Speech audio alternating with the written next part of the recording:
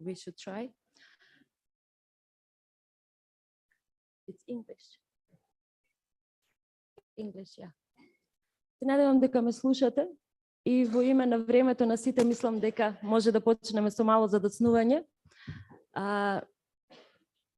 Добар ден на сите, во име на Реактор истражување во акција и HERA Асоциација за здравствена едукација и истражување, како и нашите австријски партнери Институтот за машки и родови истражувања од Австрија. Ви посакувам добре дојде на сите и ви се заблагодарувам што успеавте да го одвоите време да ја посетите оваа завршна конференција на тема Грижи се машки, од свесност до вклученост, или како да ги вклучиме мажите во превенција на родово насилство и работа со сторители со фокус на безбедноста на жртвата. Насловот е долг, меѓутоа има многу аспекти што треба да се земат во предвид и оттаму мораме да ги ставиме како клучна тема на оваа конференција денес, која што е завршна на проектот што почна минатата година со уште една конференција што се одржа во Александар Палас. И на самиот почеток само ќе ви дадам кратки технички информации. За сите оние што имате потреба од превод, имаме превод на албански и англиски јазик, слушалиците се овде. Ке им кажам на колегите, слободно кренете рака на кој му треба слушалици, а не сте земале, колегите ќе ви донесат и ќе ве видат за да можете лесно да ја следите конференцијата. Исто така за сите оние што се онлайн, на долниот дел од екранот ќе видите иконка со топка или глобус. Македонски и англиски, извинете. Ќе видите топка со кликање на иконата, можете да изберете јазик во зависност од тоа кој сакате да го слушате и доколку сакате да се обратите онлайн, а не сте панелист, ве молам да го напишете тоа во четот, а за присутните во салата секако ќе имаме обезбедено микрофон во рамки на дискусија и отворени одговори и прашања. Морам да напоменам, веќе гледате дека настанот ќе биде фотографиран, сниман и емитуван во живо на социјалните медиуми и на Facebook страниците на нашите организации. После една година повторно дискутираме за два сегменти. Едната страна е советување и работа со сторители на родово базирано насилство, а од друга страна аспектот на превенција на родово базирано насилство и поголемо вклучување на мажите во борбата против родово базираното насилство. Пред да почнеме со панел сесиите, најпрво сакам да се заблагодарам за присуството и да ја поканам министерката госпоѓа Јована Тренчевска да се обрати до присутните. Повелете. Тања, почитувани присутни, почитувана Тања Иванова, почитуван Бојан Јовановски, почитувана Елис Камбор, почитуван Хералд Фугер, почитувани колеги од институциите, од парламентот, од граѓанските организации, меѓународните организации, почитувани присутни, на моје големо задоволство денеска сум овде присутна на завршната конференција Грижи се машки од свесност до вклученост во организација на HERA, нашите верни партнери кога се работи за воспоставувањето на родовата еднаквост со години наназад. Партнери со прогресивни идеи, за кои можам да кажам дека представуваат организација која секогаш е пред времето, ги знаат предизвиците со кои што се соочуваме како општество, а и ние како влада и како Министерство за труд и социјална политика соодветно одговараме на овие предизвици. Токму во таа насока постојано сме насочени кон мапирање на предизвиците и одговарање на истите со брзи и системски решенија. Предизвикот со родово базирано насилство врз жените не е само личен, ниту пак е релацијски предизвик, тоа е длабоко социјален, културолошки и општествен и затоа бара комплексни решенија на кои ние како влада и како институции во рамки на владата секогаш сме спремни да одговориме. Предизвикот е одамна мапиран, но еден од најголемите чекори кои што ги превзедовме во однос на справувањето, спречувањето, превенцијата со родово базираното насилство е со потпишувањето на Истанбулската и ратификацијата на Истанбулската конвенција во 2017 година. И со таа постапка веќе бевме сигурни дека промените во општеството сигурно ќе се случуваат. Патот е долг и не е лесен, и меѓутоа најважно е тоа што како министерство и како влада сме свесни за тоа и не запираме. Ќе продолжиме со сето она што значи превземање на мерки и политики кои што ќе значат борба против родово базираното насилство, превенција и заштита на жртвите. Со секој нов ден сме се посвесни дека покрај работата со жртвата, за да го превенираме насилството, мора предизвикот да го решаваме од сите аспекти, затоа работиме и со сторителите на насилството. За да се спречи секаков вид на насилство, потребна е рехабилитација, едукација, меѓутоа и поддршка како на жртвите на насилство, така и на насилниците, односно сторителите на насилството. Верувам дека бихевиоралните постапки можат да се променат и дека еден насилник не треба да биде повторно насилник, затоа што знам дека секој поединец може да биде секој нареден ден подобра верзија на себе си. Како влада воспоставивме 10 специализирани советувалишта за жени жртви на насилство и семејно насилство, како и 8 специализирани советувалишта за психосоцијален третман за сторители на семејното насилство, и овие специализирани советувалишта се чекор кон едно поинакво утре. Ова е начинот на кој што ќе заштитиме жртвата од повторни напади, но ќе промениме и нечија животна насока. Функцијата на институциите е да им служат на граѓаните и затоа обезбедуваме услуги кои што возможуваат здрава и функционална средина за сите. Очигледна е потребата што повеќе да се работи на делот на превенција на насилството, како и поголемо вклучување на мажите и момчињата во борбата против родово базираното насилство. И овде ќе повторам дека борбата против родовото базирано насилство и генерално родовата еднаквост не е прашање на кое што треба исклучиво да се посветени само жените, туку напротив, тоа е прашање за човекови права, прашање на кој што секој поединец во општеството треба да биде целосно посветен. Наша заложба како министерство е унапредување на човековите права, еднаквоста и борбата против секаков вид на насилство. И овде е важна соработката и градењето на партнерства со граѓанскиот сектор, кои што имаат исклучителни капацитети и се најдобриот партнер на една влада, која се работи во овој случај за прашањето на родовата еднаквост, затоа што нивните активности се исклучиво на терен и најдобро ги знаат приликите во секоја заедница, и затоа градењето на партнерство треба да е приоритет на секое министерство и на секоја влада, за да имаме успех во справувањето во овој случај со родово базираното насилство и со родовата еднаквост. Дозволете ми да ја поздравам оваа иницијатива, иако за жал во јавноста се уште има стигма дека доколку работиме на родовата еднаквост, доминацијата од мажите сакаме да ја префрлиме на жените, што секако не е ниту наша цел, ниту наша визија и мисија, туку едноставно и жените и мажите да бидат подеднакво вреднувани во општеството и подеднакво да ги уживаат своите човекови права. И целта како влада и како министерство ние во заложбите подеднакво да ги вклучиме и мажите и жените. Родовата еднаквост ќе постигнеме само кога сите ќе бидеме вклучени во исполнувањето на овие наши цели, и од тука и концептот едно општество за сите е токму тоа, да никој не биде оставен сам, да никој не биде оставен во сенка. Ви благодарам.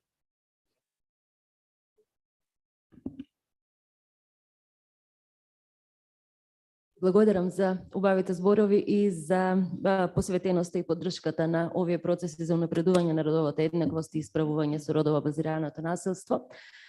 Мислам дека вашето министерство го има најголемиот товар кога се работи за справување со овие теми и ви посакуваме понатаму да продолжите да се борите заедно со нас на ова поле.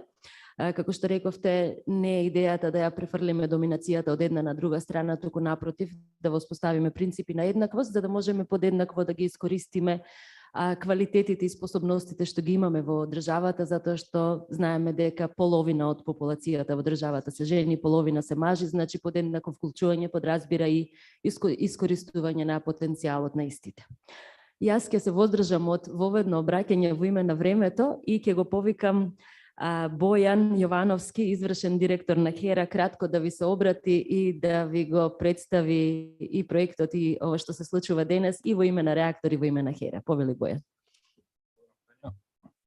Почитувана господја Пенчевска, почитуван господине Харалд, почитувани колеги и соработници, дозволете ми во името на HERA да ве поздравам и да ви посакам топле добре дојде на оваа конференција. Практично, како што кажа и Тања, мината година во ноември се видовме на првото издание на конференцијата Грижице Машки од свесност до вклученост, а денес се гледаме по втор пат со цел да направиме едно заокружување на сето она што го работевме изминатата година дена, сите заедно, и HERA, и Реактор, и нашата партнерска организација Сдружение на машки родови прашања Стирија, а секако со голема поддршка и благодарност истовремено до Австриското министерство за социјални прашања, здравје и грижа за потрошувачите, и мене ми е многу драго заради тоа. Нашето општество е традиционално патриархално и ние сакале тоа да си го признаеме или не. Мажественоста која што се случува пред нашите очи во основа е насилна, е злоупотребувачка кон принципот на еднаквост и равноправност и е доминантна во својата моќ врз жените. А тоа го гледаме насекаде и во социјалниот, и во економскиот, и во политичкиот, па и во јавниот живот. Но најлошот се дека таа токсична мажественост е нормализирана во нашето секојдневие, без разлика дали се случува во домот, во медиумите, во училиштата, во јавниот простор. При тоа, многу малку се прави, особено системски, како да се промени таа токсична мажественост во нашето општество, а пред се во функција да го намалиме насилството во кои жртви се најчесто жените и девојките. Кај нас е табу тема да се зборува како можете да се справат со нереалните очекувања кои се барат од нив во едно традиционално општество и како да се носат со тој товар, како да го препознаат токсичното однесување кај себе и кај другите мажи и како да побараат помош, а при тоа да немаат ни срам, ни страх.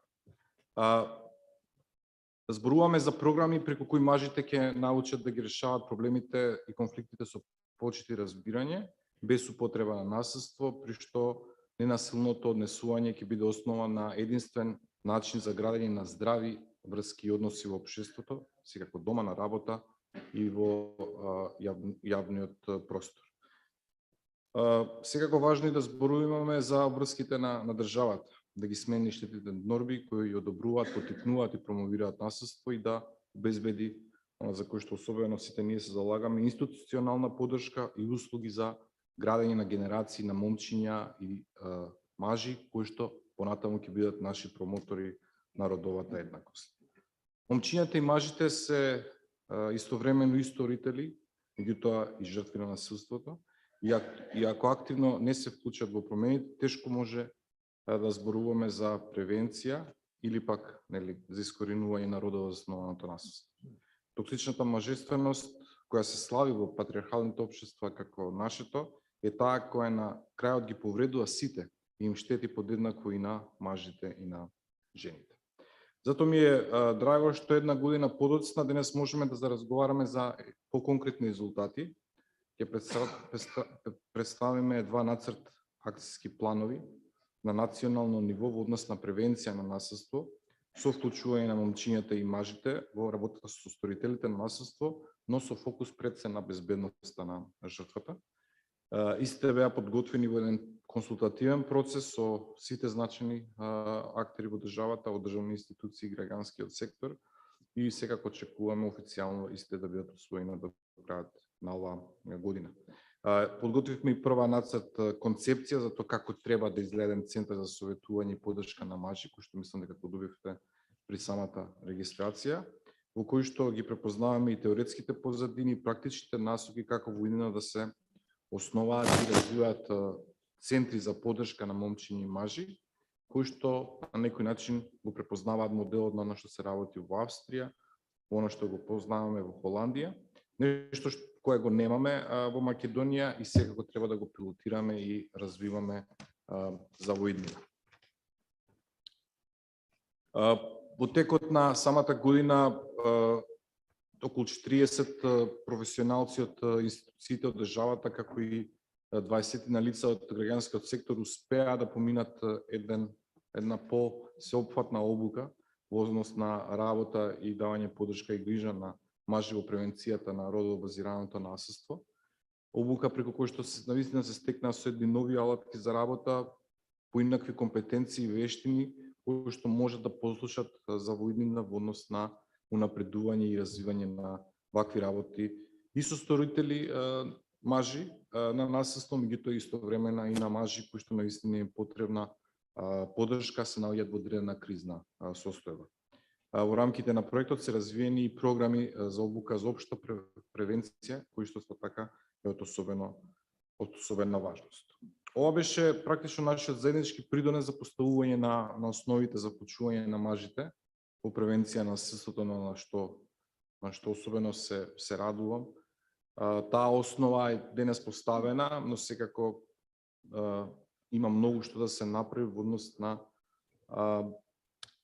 поголема институционална поддршка и истовремено одредени обврски кои што е потребно, можеби, кои што е потребно и државата да ги исполни. Акцијските планови кои што денес ќе бидат презентирани се одредена стратешка политика на државата, кои што дава некаква насока како во иднина е потребно да се земе аспектот на вклученоста на мажите во превенцијата на родово базираното насилство, меѓутоа и се тоа што значи имплементација на Истанбулската конвенција. А тоа може да се случи само со обезбедување и на ресурси и на буџети, оспредување на овие програми.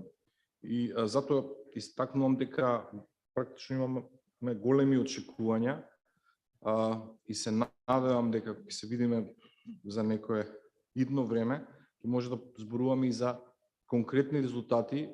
Денес, како што кажав, ги поставивме основите, меѓутоа конкретните резултати, бројки, опфат е нешто на кој што се стремиме во иднината и се надевам дека ќе имаме уште многу по-успешни резултати на она што не очекува во следните години дена. Тука јас би застанал, ви благодарам на сите што сте денес тука и се надам дека ќе имаме успешна конференција.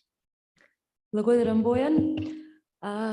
Сега ќе ја повикам госпоѓата Елис Камбор, директорка на нашата партнерска организација од Австрија, Сдружение за машки и родови прашања Стирија, Сдружение чие име не можам да го изговорам на германски, меѓутоа за среќа Ели денес ќе ни зборува англиски и доколку не ја разбираме слободно, послужете се со слушалиците за да можете да го следите незиниот краток воведен говор. Повели Ели.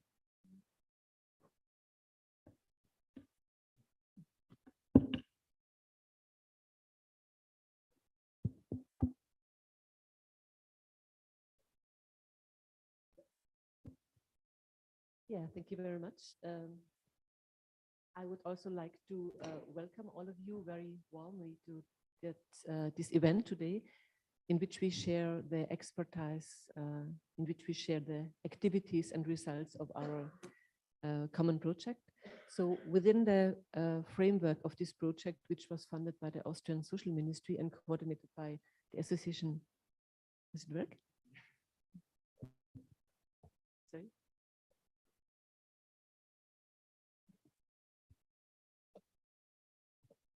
Sorry. Yeah, coordinated by our Association for Men's and Gender Issues in Styria. We had the opportunity to work together with profound expertise here in North Macedonia and get insights into the situation of North Macedonia.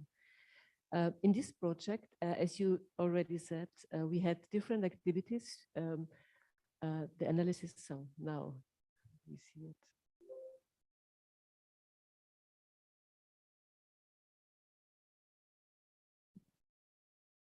Yeah, I just wanted to show you the different activities. We did analysis of gender-based violence in North Macedonia. Another thing was that 2 action plans were developed on gender-based violence prevention and victim safety-oriented work with perpetrators. Trainings were carried out and also based on gender-based violence prevention and victim safety-oriented work with perpetrators. And furthermore, a men's counseling concept was developed within this project. I would like to take the opportunity and to thank all the colleagues who were involved in this project from HERA, from REACTA, but also the colleagues from Zagreb. So now it works. From REACTA, I would like to thank you, Tanja, Vaska, and Tamara, HERA, Elisabetta, Vesna, and Bojan for great cooperation in this project. From Mudrika, Dejan, and Marina, also from VMG, from our association, I would like to say thank you to Ralf, to Mark, Nadine, and Moritz, to all the experts and stakeholders from North Macedonia who took part in this project, from Austria and also international experts. And last but not least, I would like to say thank you to Harald Fucker from the Austrian Social Ministry. So you all brought this project into life. So I would like to have a big applause for all of you.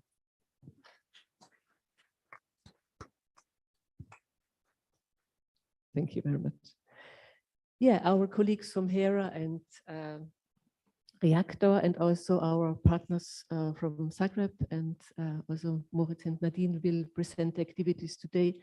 So I will spend actually the rest of my 5 minutes that I still have on a general principle in carrying out work with men or work with boys and male youngsters.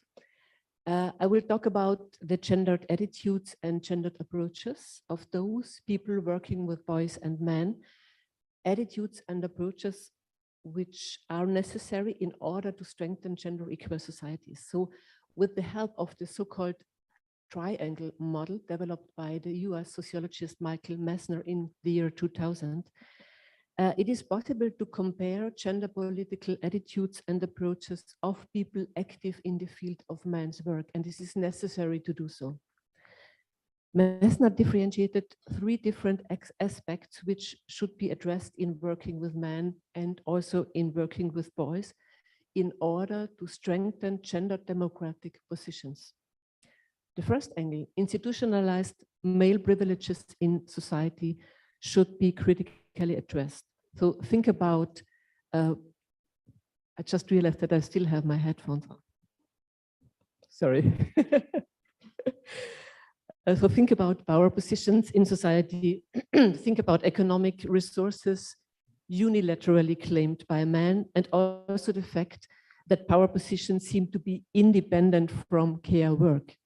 So this should be critically reflected when doing work with men, work with boys, work with male youngsters.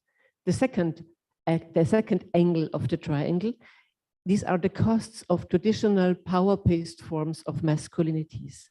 So reflect upon these costs of masculinity. What does it mean?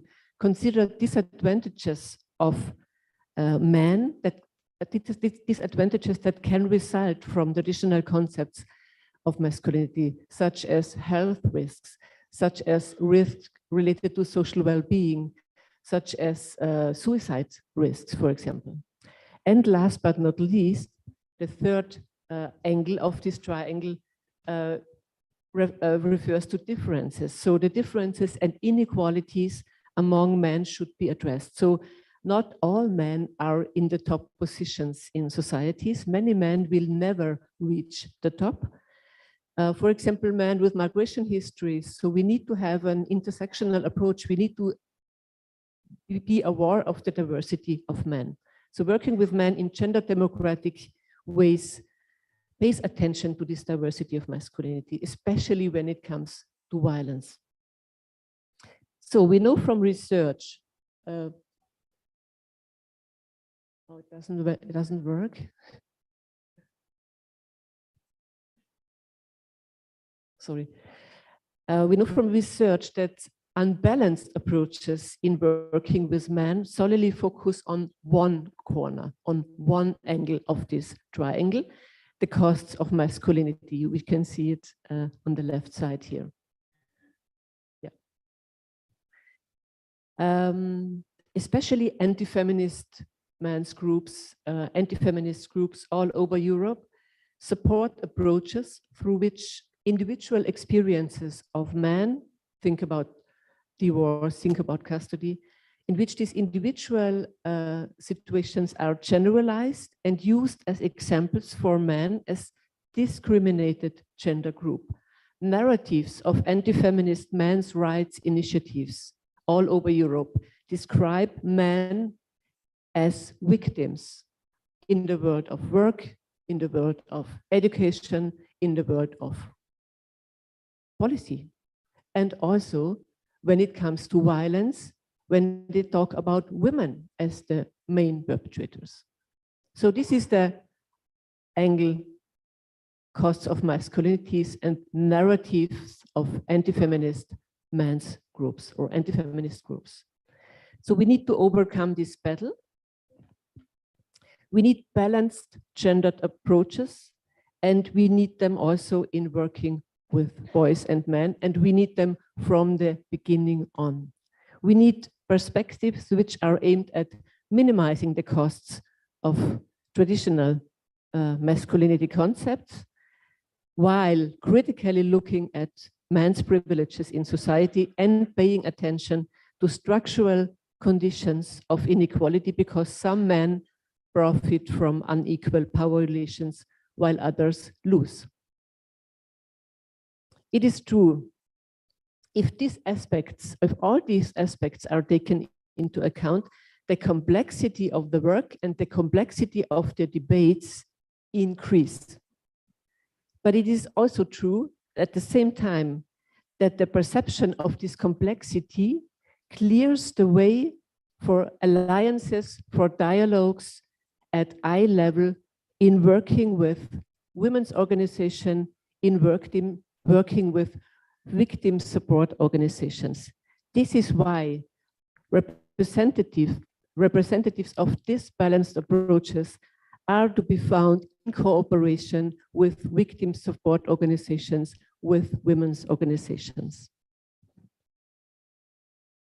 So looking at approaches in men's work in Europe, and this is what we did in the European-wide systematic 28-country study on the role of men in gender equality from 2010 to 2012.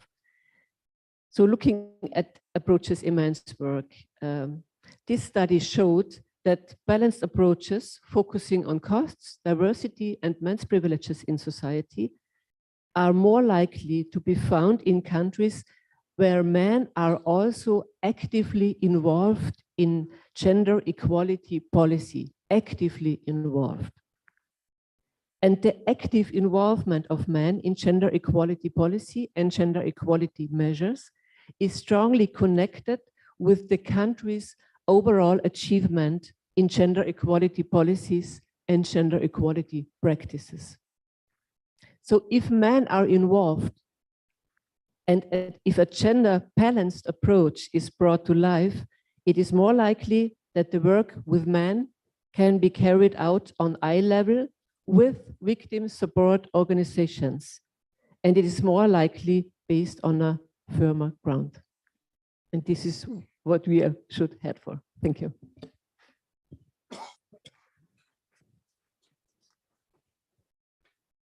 Ти благодарам, Ели. Ели зборуваше за тоа како структурните нееднаквости можат лесно да преминат во насилство и асиметријата на моќ која создава фрустрации или пак очекувањата од општеството кои што ни се наметнуваат, лесно може да не направат несрекни и понатаму да не натераат да влегуваме во постапки кои што не се соодветни и се насилни. За ова ќе зборуваме и подоцна. Ели ги спомна луѓето што беа вклучени во овој проект, тие се сите тука некаде меѓу нас и баш ми е драго дека ги имаме како гости. И во вториот дел од денот ќе зборуваме конкретно и за обуките што беа спомнати од Бојан и за темите за кои што Ели кратко не воведе. А сега, како што рече и самата is last but not least, на крај го повикувам и господинот Харалд Фугер, кој што е аташе од Австриската амбасада, односно представник на Австриското Министерство за социјални прашања, здравство, грижа и заштита на потрошувачите, да не поздрави и да ни даде краток осврт за поддршката од ова министерство кон нашата земја и конкретно кон активностите што произлегуваат од овој проект. Повелете, господине Фугер. Dear Minister, dear ladies and gentlemen, according to a current survey at EU level, 1 of 5 women experienced violence in their life, and 1 of 3 women experienced sexual harassment. As regards tackling domestic violence in Austria, the first Protection Against Violence Act came into force in 1997. This law created a legal basis for a possible quick and efficient protection of victims of domestic violence. For the first time, the police was authorized to forbid perpetrators from entering the home where the endangered person lives. In addition, the perpetrator can be expelled if the home or apartment is not left by him voluntarily. The principle "who hits has to go" enables the endangered person to remain in the familiar environment. Since then, numerous legal improvements have been made in Austria.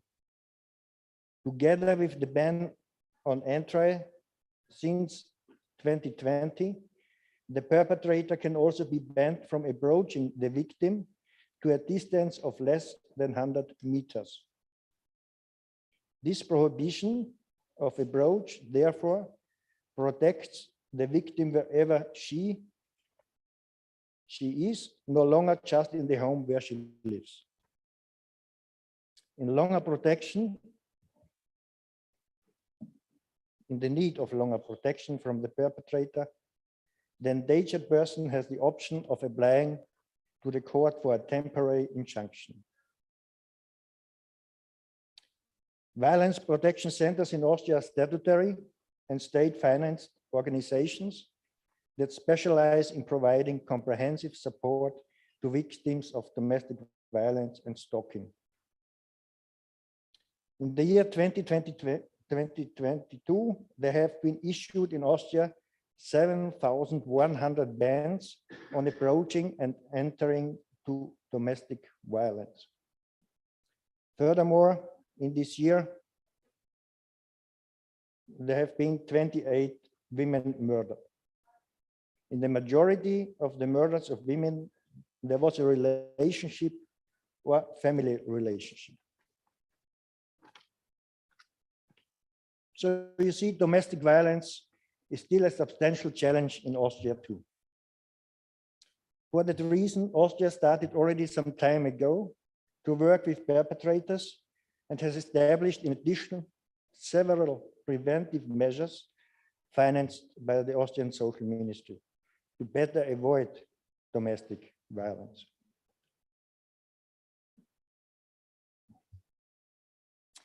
Just recently, Austria invented a mandatory counseling for perpetrators who have been expelled from their home due to domestic violence, where a minimum of 6 counseling hours is mandatory.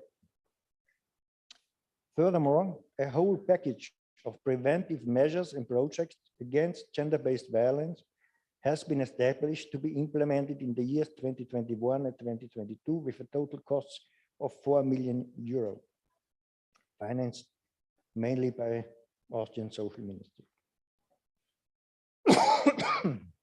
Just to give you some examples on the activities and measures and projects, a 24-hour, 7 days crisis hotline for men and their relatives.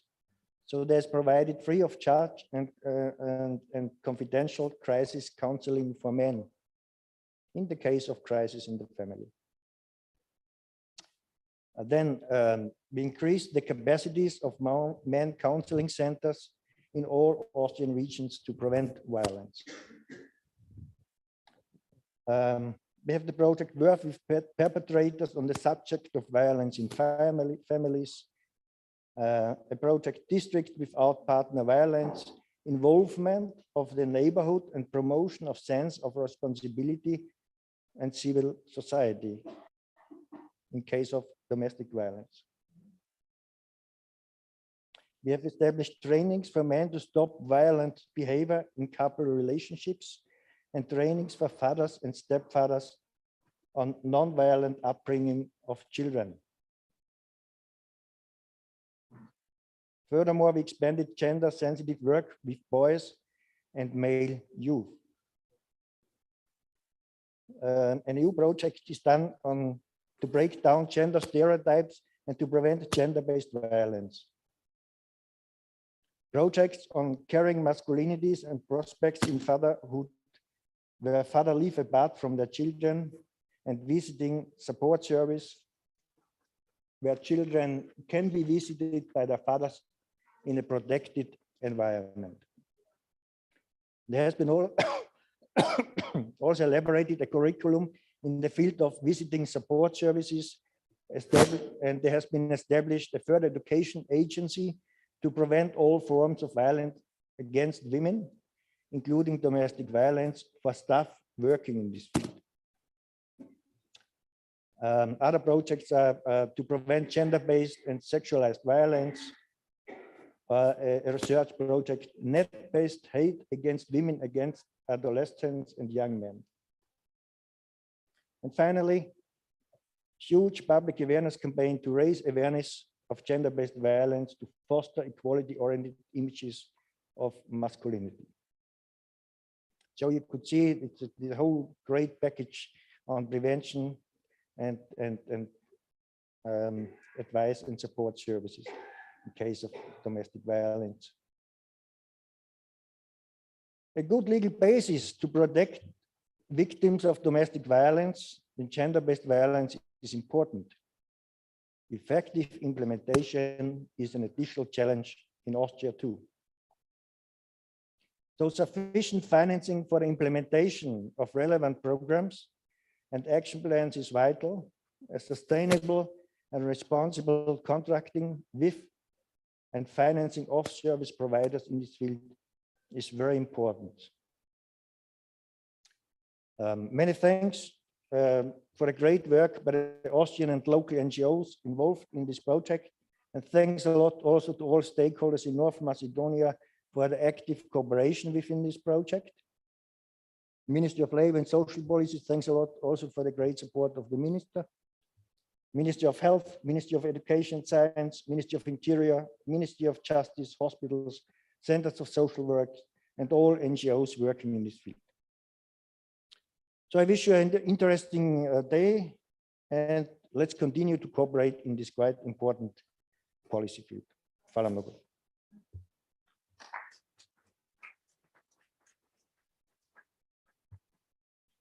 Ви благодарам, господине Фугер, и за краткото образложување што се Австрија работи, кои се напорите на вашето министерство за сузбивање на овие појави и работа и на превенција, но и на спречување и заштита од насилство, а исто така и краток преглед на она што се случува кај нас во рамки на ваша поддршка и соработка со клучни институции што ги спомнавте, кои што се нужни да соработуваат и заедно да работат на овој предизвик, бидејќи без здружена интерсекцијска работа мислам дека не можеме да имаме успех.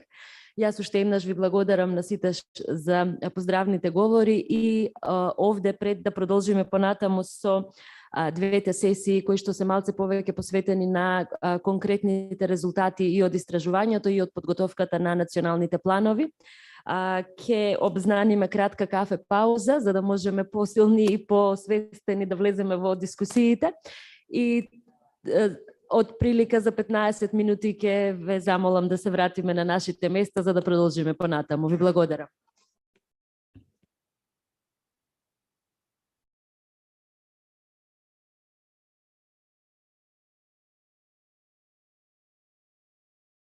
Јас се извинувам.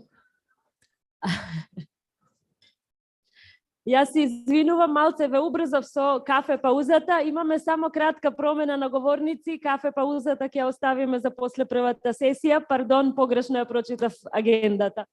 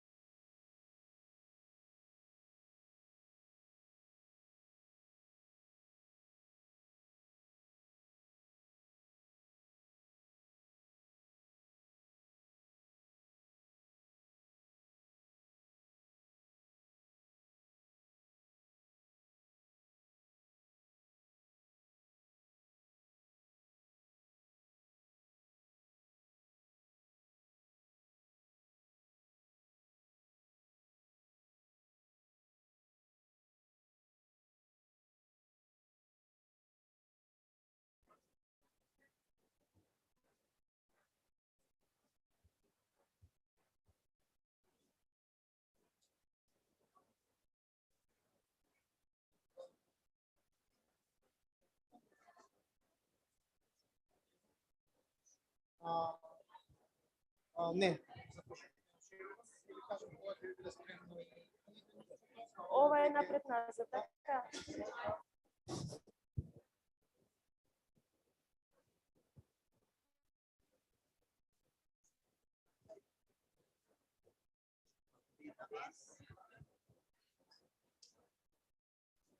Пријатно, фала многу.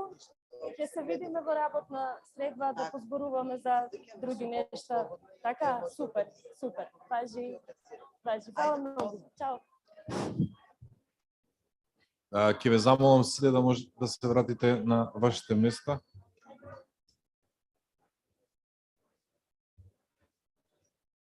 Дали Или мислам дека помина возот, така?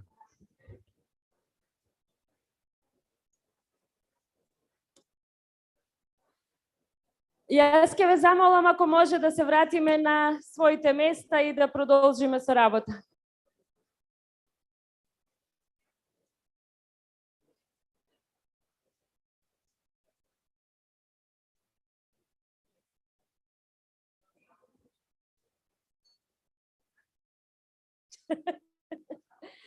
Дали се слушаме?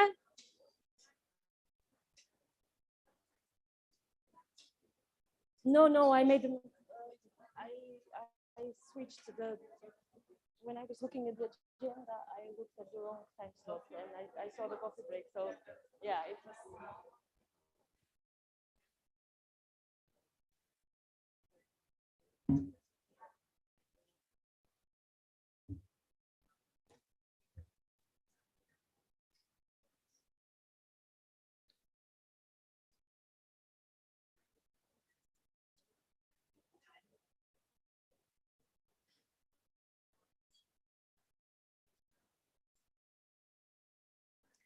Океј, се надевам дека оваа неочекувана пауза што јас ви ја дадов погрешка, успеа барем малце да не расони. За кафето ќе почекаме. Пардон уште еднаш, во брзање на читање на агендата стигнав до кафе паузата пред да дојдеме до истата. Се надевам дека сите сме тука, and for our guests from abroad, please apologies for the coffee break. It will follow after this panel session, so please come back to your seats. Thank you, Eli. Бојан, Да, може ќе да преземеш. преземеш? Да, нема да ви одбиеме од кафе паузата по тоа. Да. Добро, пополека навлегуваме во програмскиот дел од самата конференција и првата сесија се однесува на мултисекторскиот одговор во однос на превенција на родово базирано насилство и тука ќе бидат ставени во фокус работата со сторителите на насилство, како и безбедноста на жртвата во делот на советувањето на мажи, давање на поддршка.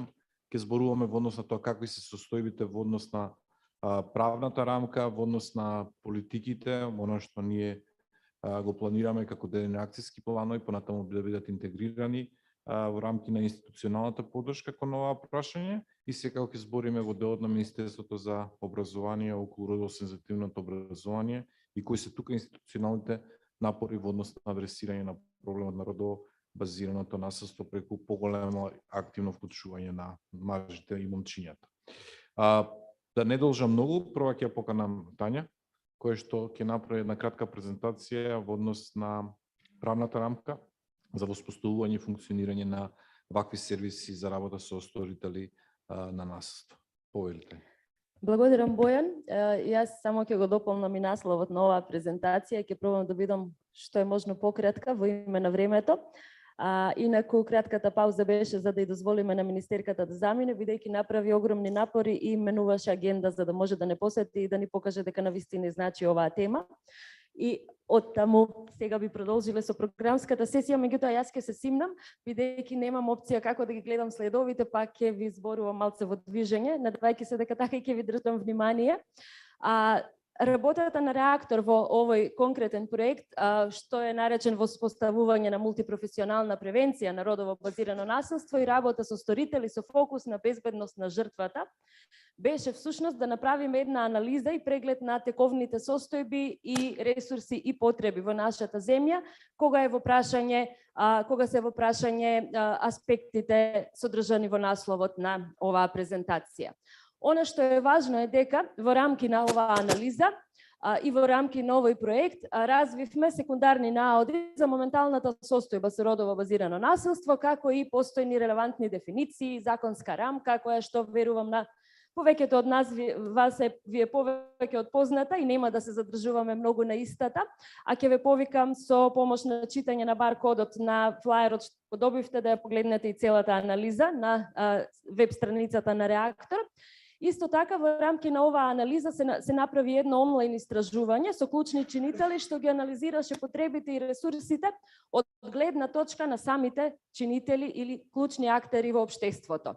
Односно, проверивме како стојат во однос на ставови по овие прашања клучните министерства и вработени во јавниот сектор, кои што се релевантни за сузбивање на овие форми, како и за овозможување на воспоставување на ефикасна примарна превенција, мултипрофесионална поддршка и работа со сторители преку пристап, рековме, кој што ја зема во предвид безбедноста на жртвата, и како и формирање на центри за сеопфатна поддршка и советување на мажи за спречување на родово базирано насилство, поттикнување на принципи на еднаквост и вклучување на мажите во грижата. Сите овие се клучни сегменти за кои што зборуваше и Бојан Ели и јас ќе пробам да ги скокнам истите. Она што е исто така важно е дека податоците прибрани во оваа анализа беа итеративно ажурирани по завршувањето на секоја различна фаза и самото истражување или аналитичка подготовка траеше некаде од октомври 2021 па се до мај 2022 година. Зошто мај, а сега е ноември?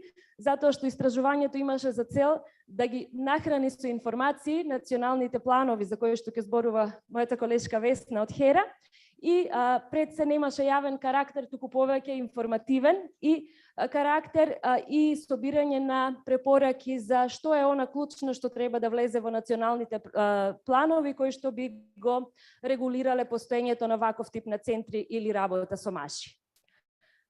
Зошто мажи и зошто потреби на жртвите? Велиме, она што сакам само да го спомнам, мислам дека Ели зборуваше на оваа тема, а тоа е дека родово базираното насилство е всушност насилство насочено врз некоја личност поради незиниот или пол или род. Она што жените и мажите го доживуваат како родово базирано насилство е општа состојба, меѓутоа сепак мнозинството жртви се жени и токму затоа зборуваме за жени и девојчиња дури и кога зборуваме за мажи и го користиме терминот родово базирано насилство, а не домашно насилство или насилство врз жени, бидејќи овој термин е најинклузивен и го вклучува и насилството врз мажи.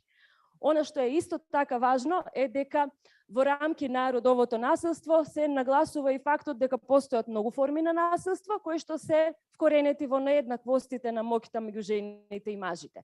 За да ги надминеме сите овие состојби, рековме мораме да работиме со сите нас, вклучително и со мажите и со сторители на насилство. Една од клучните области за превенција на родово базираното насилство на кое што се фокусира денешниот настан е токму грижливиот маскулинитет или грижливите мажествености. Се уште не сме на чисто со зборот мажественост колку ни е соодветен, па сум го оставила маскулинитет како таков, иако е странски збор. И рековме работа со мажите за ниво вклучување во доменот на грижа, советување за разбивање на стереотипи и штетни норми кои што влијаат негативно и на мажите и на жените, и очекувања за некакви мокни релации што треба да ги исполнат мажите, наспроти поттурнување на жените во некакви поинакви сфери во општеството. Секако дека за ова ни е потребно вклучување на сите чинители во општеството и токму затоа ми е многу драго што сте тука сите од различни страни денес, за да можеме заеднички да се преслушаме и да видиме како можеме да продолжиме понатаму. Бидејќи треба да бидам кратка, само ќе ве потсетам дека веќе постои едно истражување за родово базирано насилство, за жал единствено во земјата, и направено под водство на ОПСЕ, се вика Безбедност и благосостојба на жените, спроведено е во 2018 година, објавено во 2019, односно од 2016 до 2018 е неговото спроведување. и се заснова на методологија на Институтот за човекови права или фундаментални права, како што е во оригиналот, а тоа е ФРА во рамки на ЕУ.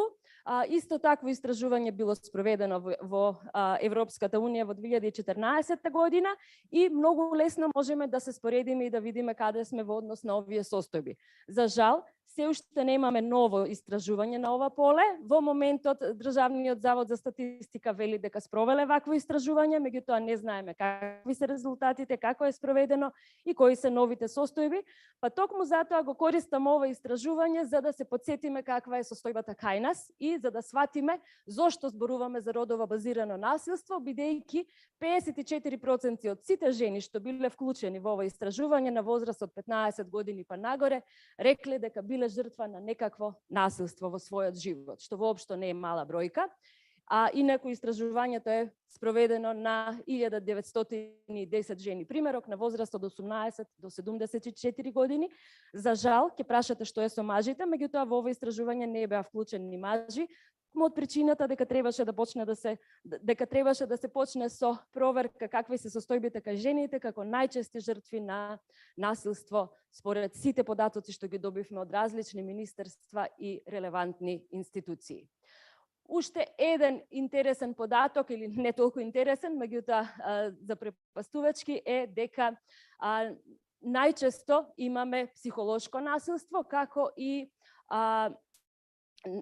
кое што многу често е пријавено и во нашите институции, меѓутоа бидејќи често се штиклира како дополнително насилство, ќе видите дека и во рамки на МВР и податоците од МВР повторно го имаме на ова насилство кое што се појавува како најчеста форма на насилие, а можеби и најлесно да се признае истото, затоа што се уште знаеме дека жените се соочуваат со стигми во општеството и она што е фрапантно е дека само 2% од жените кои доживеале насилство од актуелен партнер го пријавиле истото во полиција и тука застанува разговорот за податоците, бидејќи изборуваме за податоци кои се однесуваат на 2% пријави на насилство, што ќе рече дека се уште не знаеме какви се состојбите и ова е само врвот на сантата лед што треба да ја откопаме понатаму. Исто така, уште еден интересен податок е дека 2 од 3 жени не се информирани за тоа што треба да направат во случај на насилство. Зошто треба да работиме на превенција и на обука, овој факт истото го кажува. И имаме уште една разлика во однос на етницитети, а тоа е дека жените што говорат албански во поголема мера се согласуваат дека семејното насилство е приватно прашање и треба да се среди во рамки на семејството. Ова, за жал, воопшто не е добра состојба и токму затоа треба за овие теми да зборуваме јавно. Понатаму, зошто исто така е многу важно вклучување на мажи и работа со жртви на насилство, поради родовите јазови што постојат во општеството, поради стапките на активност кои што се различни, особено кога станува збор и ако се споредиме со Европската унија и ќе видиме дека кај нас жените се многу понеактивни, што исто така води до оние асиметрии на моќ и основа за пред се економско насилство, а понатаму и за се што следи и токму затоа треба да работиме на поголема активација на жените, а во исто време и да соработуваме со мажите за нивно вклучување во секторот за грижа, зашто токму во овој сектор најголема стапка на жени која што не бара работа вели дека се грижи за некого во домот или за децата или за семејството или за самиот дом и при тоа влегува во сивата зона на пазарот на неплатен труд, затоа што знаеме дека оваа грижа за домот и децата воопшто не е платена. Брзам низ презентацијата во име на времето, меѓутоа сето ова можете да го видите во рамки на анализата која што е објавена на нашата веб страница. Уште еден податок зошто зборуваме се уште во 21 век за мажи и жени, бидејќи во нашата земја сопствеништвото на земја 73% се мажи, а само 27% од жени се сопственички на некаков имот. Истата ситуација ја имаме и кај сопствеништво на возила, и кај градоначалнички места е уште пофрапантно. Значи, на сите нивоа во општеството потребно ни е вклучување на жените за да можеме да ги надминеме овие асиметрии и да не се справуваме со девијантни појави понатаму. Во рамки на ова истражување собиравме и многу административни податоци. Немаме време да ги видиме сите овде, но топло ќе ви препорачам да ги погледнете подетално во рамки на анализата. Можам само да ви кажам дека имавме испратено 55 барања за пристап до информации од јавен карактер и добивме дури 39 одговори. Фала им на сите министерства и институции што не устоија со одговори и со информации што ги има на располагање. При тоа, морам да ви кажам дека кога се работи за податоците од Министерството за внатрешни работи, собраните податоци за 2021 година за жал се однесуваат само на периодот до септември. Не достига последниот квартал, па затоа ќе треба да ги земеме со резерва овие податоци за 2021 година. Не значи дека имаме намалување на случаи, туку едноставно половични информации кои што биле достапни и пребројани во рамки на нивните регистри за да може да ги споделат со нас. Она што можеме да го видиме е дека кривични дела и жртви во врска со семејно насилство, гледаме дека жените се во многу поголема мера жртви на насилство, што го спомнавме и до сега, но сега го подкрепуваме со факт. Исто така, кога станува збор за прекршоци во врска со семејно насилство, повторно имаме половични податоци за 2021 година, меѓутоа распределбата на случаи во однос на жени и мажи, жртви и сторители, гледаме дека повторно ни укажува на тоа дека жените се најчесто жртви, а сторителите се најчесто мажи. При тоа, овде подразбираме дека имаме и насилство врз мажи, кое што може да биде сторено најчесто од маж, а понекогаш и од жена според податоците што сме ги собрале, меѓутоа бројките се толку големи што мислиме дека треба да се фокусираме на работа со мажи за да ги надминеме овие појави во блиска иднина.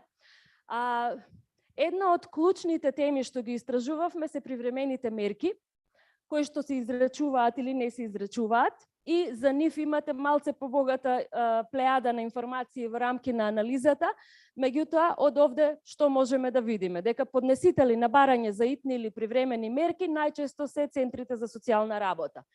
Наспроти нив, жртвата речиси 2 пати или 3 пати помалце поднесува барање за итни или привремени мерки, а во МВР тоа го прави во најмал број на случаи, 101 наспроти 807 од центрите за социјална работа.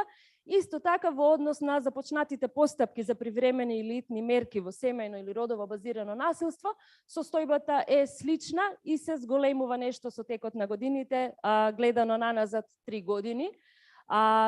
Она што ние го откривме е дека само 11 основни судови имаат изречена мерка за посетување на советувалиште на сторителот, например, и исто така нешто што е важно кај нас во врска со оваа тема, а тоа е започнати постапки за кривични дела за семејно насилство, кои што исто така благо се зголемуваат, и санкции, меѓутоа кај санкциите ќе видите дека најчесто изречена санкција е условна осуда, што ќе рече дека немаме пракса за изрекување на построги санкции кога е во прашање семејно насилство. Причините зошто ги зборувавме претходните теми се бидејќи мислиме дека токму тоа лежи во позадината на ова благо изрекување на условни казни. Дополнително, нешто што може да ни биде од корист е пријави за кривични дела за семејно насилство до основно јавно обвинителство. Тука имаме исто слична слика во однос на последните 3 години и она што е фрапантно е дека најчесто непреземање на гонење или отфрлање на случајот се случило во најголем број случаи. За сите 3 години заедно се кумулативни овие бројки, што исто така не наведува на тоа дека институционалниот одговор треба да го подобриме ако сакаме да имаме резултати на ова поле. Дополнително, еве уште еден доказ за родово разделени податоци за жртви и сторители. Гледате дека кај жртвите доминираат жените, без разлика дали се работи за кривична постапка, граѓанска постапка или обвинителство, а додека кај сторителите повторно имаме доминирање на мажи сторители во однос на сите 3 спомнати постапки. Многу клучен момент што мислам дека треба да го надминеме е тоа дека не се водат автоматски податоци за полот на жртвите и сторителите во АКМИС системот и доколку сакаме да ги добиеме овие податоци, треба да одиме пешки по буквално случаите во на хартија и да ги изброиме за да видиме за каков тип на жртви станува збор. Некои од судовите обвинителствата беа добри со нас и ги избројаа овие случаеви, меѓутоа најголемите судови во Битола и во Скопје не можеа да го направат тоа од причина што ќе им требаше многу време за да ни одговорат на барањето. За жал, свесни сме дека и тие го немаат времето, меѓутоа со дополнување на една варијабла или поле за внесување на овие информации во информатичкиот систем, мислам дека можеме многу лесно да дојдеме до овие податоци и да ги внесуваме при администрирање на самиот случај кога ќе биде пријавен или внесен во постапка. Каде се случува насилството најчесто? Во домот. И истражувањето на ОПСЕ и информациите од административните податоци укажуваат на тоа дека најчесто насилството се случува во рамки на домот, што дополнително плаши кога ќе се сетиме дека наназад имавме 2 години на пандемија и криза и затварање во нашите домови и не сме сигурни дали можеме да ги измериме овие појави прецизно заради непријавување и непостапување соодветно на одреден тип на институции или на повеќето институции и заради стигмите што постојат во општеството, кои што велат дека насилството е приватна работа, за жал. Накратко уште од онлайн истражувањето со клучни чинители, каде што беа вклучени повеќе институции, најчести одговори добивме од училиштата, меѓутоа тие се и најбројни во системот, така да процентуално имаме вклучено представници од основни и средни училишта, здравствени установи, центри за социјална работа, единици за локална самоуправа, Министерство за внатрешни работи, за образование и наука, здравство и останати чинители. За жал, најмала стапка на одговор можевме да имавме кај судовите, јавните обвинители, полицијата и Министерството за правда. Токму затоа ги повикувам овие институции да дадат малце поголем аспект и поголемо внимание на овие теми, бидејќи мислам дека се клучни во решавање на нашите проблеми, а стапките на одговор јасно укажуваат на тоа кој најмногу се грижи или најмногу е освестен за оваа тема. Како да се вклучат мажите и момчињата во превенција на родово насилство во нашата земја? Ги прашавме сите овие испитаници што мислат тие дека е најважно за вклучување, пардон за ситниот текст, меѓутоа она што е од суштинска важност за сите чинители вклучени во ова истражување е формирање на специјализирани центри за бесплатна психосоцијална помош, формирање на SOS телефонски линии за помош на мажи и момчиња, и ангажирање на граѓански организации кои работат со млади. Дополнително, клучните актери во оваа област сметаат дека е важно и ангажирањето на влијателни лица, на социјални медиуми и познати личности кои што би придонеле до покревање на свесноста за овие прашања и исто така национални кампањи како и ангажирање на студентски тела, спортски клубови и така натаму. Кога станува збор за ставовите кон специјализирани услуги за работа со сторители, испитаниците од јавниот сектор кај нас сметаат дека програмите за психосоцијален третман на сторители им помагаат да преземат одговорност за своите постапки. Добро е тоа дека речиси 80% од овие испитаници го сметаат ова, 20% за жал сметаат дека не се од помош овие програми.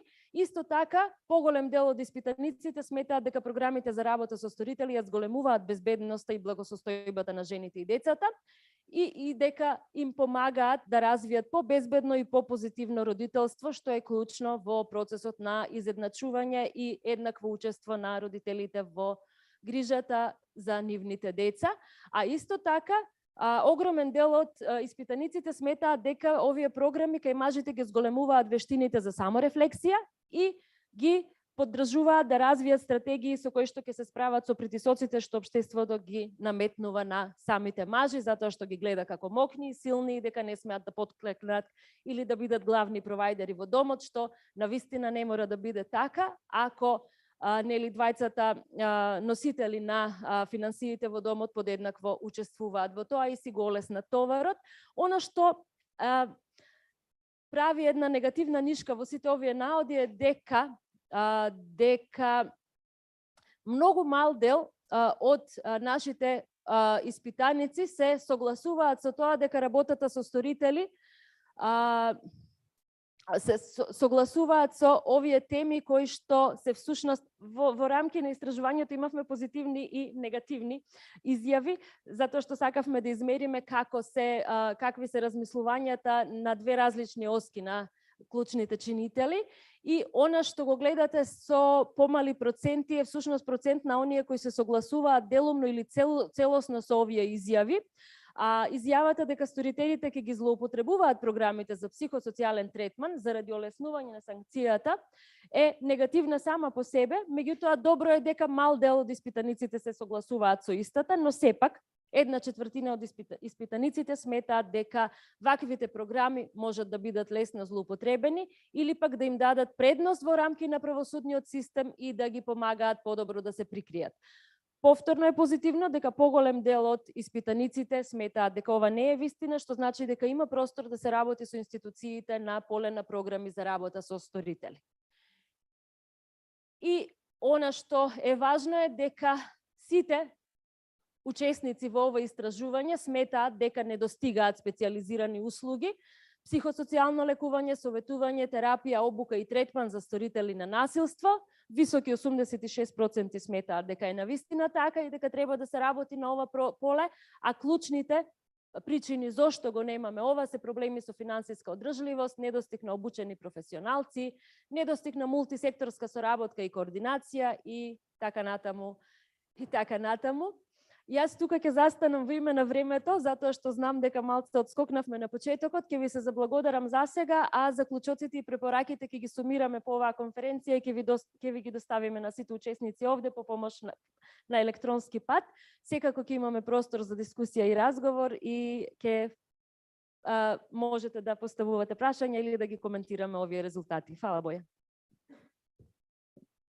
Како што кажа и за самата презентација, податоци кои што беа собрани преку примерни и секундарни извори, истражувањето кој што го спроведе реактор, кој што беа основа во однос на подготвување на самите акцијски планови. Се уште за мене е фрапантен податок дека од 1996 до 2021 година само 3% од градоначалничките места се припаѓаат на жени. И секако не податокот во кој што 90% од сите од самите сторители на насилството се мажи, а околу 80% од жртвите се жени, во однос на погледите кои што ги имаат самите релевантни чинители во однос на вакви програми за поддршка и советување на мажи. Од една страна се гледа дека најголемата преференца токму постои кон отварање на посебни центри или телефонски линии, каде што ќе се разговара и каде што ќе се работи со мажите, меѓутоа од другата страна контрадикторно самото на себе делот во однос на искажаната загриженост околу финансиската одржливост на едни вакви сервиси кои што само по себе е прилично предизвик. Но да не одложувам, јас ќе поканам сега Весна Матевска од Хера кој што ќе ни даде преглед во однос на активностите кои што се содржани во овие акцијски планови, во кои што првичниот план се однесува на работа со сторители на насилство, додека другиот се однесува на примарна превенција. Весна, повели. Благодарам, Бојан. Благодарам на сите присутни, благодарам на сите представници до институциите кои што бевте дел од процесот во креирање, подготовка на овие акцијски планови. Основа, како што кажа и Тања, беа собраните податоци кои што реактор преку истражувањето ги обезбеди и дополнително секако сите оние податоци кои што претходно ги имавме од истражувањата кои што беа споменати и во самата анализа од Тања. Нема да должам повеќе и да навлегувам нели во сите тие. Националните акцијски планови кои што се подготвува како дел од продуктите од овој проект, всушност се самите по себе стратешки документи на самото Министерство за труд и социјална политика и беа подготвени во заедничка соработка со иницијативната група, во која што исто така големо учество имаа самите представници од Министерството и труд и социјална политика. Истите овие документи беа креирани во партнерство и соработка, во еден транспарентен процес, поширок процес, во ангажирање на лица во рамки на работни групи, субгрупи по поединечни сектори, така што благодарност за сите вас кои што допринесовте. дадовте ваши коментари, ваши размислувања околу креирањето на овие активности во рамки на акцијските планови. Да не должам, ќе продолжам во однос на она кои се целите на првично акцијскиот план кој што се однесува на превенција за родово засновано насилство и вклучување на мажите и момчињата. Самиот акцијски план има за цел да ја зголеми јавната свест за важноста од вклучување на момчињата, мажите и татковците во примарната превенција на родово засновано насилство и унапредување на родовата еднаквост.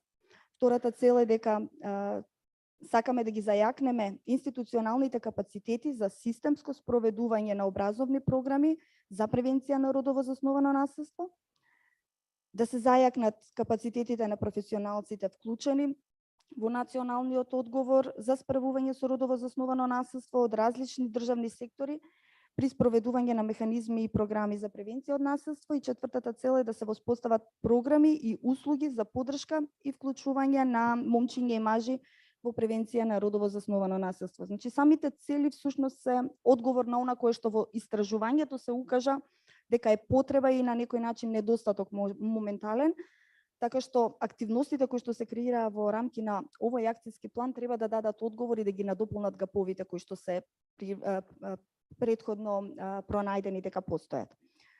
Морам да кажам дека акцијскиот план е креиран во период, значи активностите кои што се ставени внатре се за да се реализираат во период од 22 до 27 година. Значи тоа е период за кој што разговаравме дека би било соодветно да се подготви овој акцијски план. И меѓу другото, дел од активностите кои што ќе ги видиме и ќе ги поминеме, веќе се започнати, се препознаени во рамки на планот како активности кои што се случуваат, дел се спроведуваат од страна на одредени институции и организации меѓународни, меѓутоа и здруженија на граѓани кои што се дел од самиот систем, така што да не се изненадите дека дел од активностите кои што ќе ги видите всушност се веќе нешто кое што се случува, а се ставени и активностите кои што се продукт од овој проект заеднички. Поделени се по сектори. Труд и социјална политика ќе видите дека има најмногу активности и би започнала со активностите кои што тука се ставени.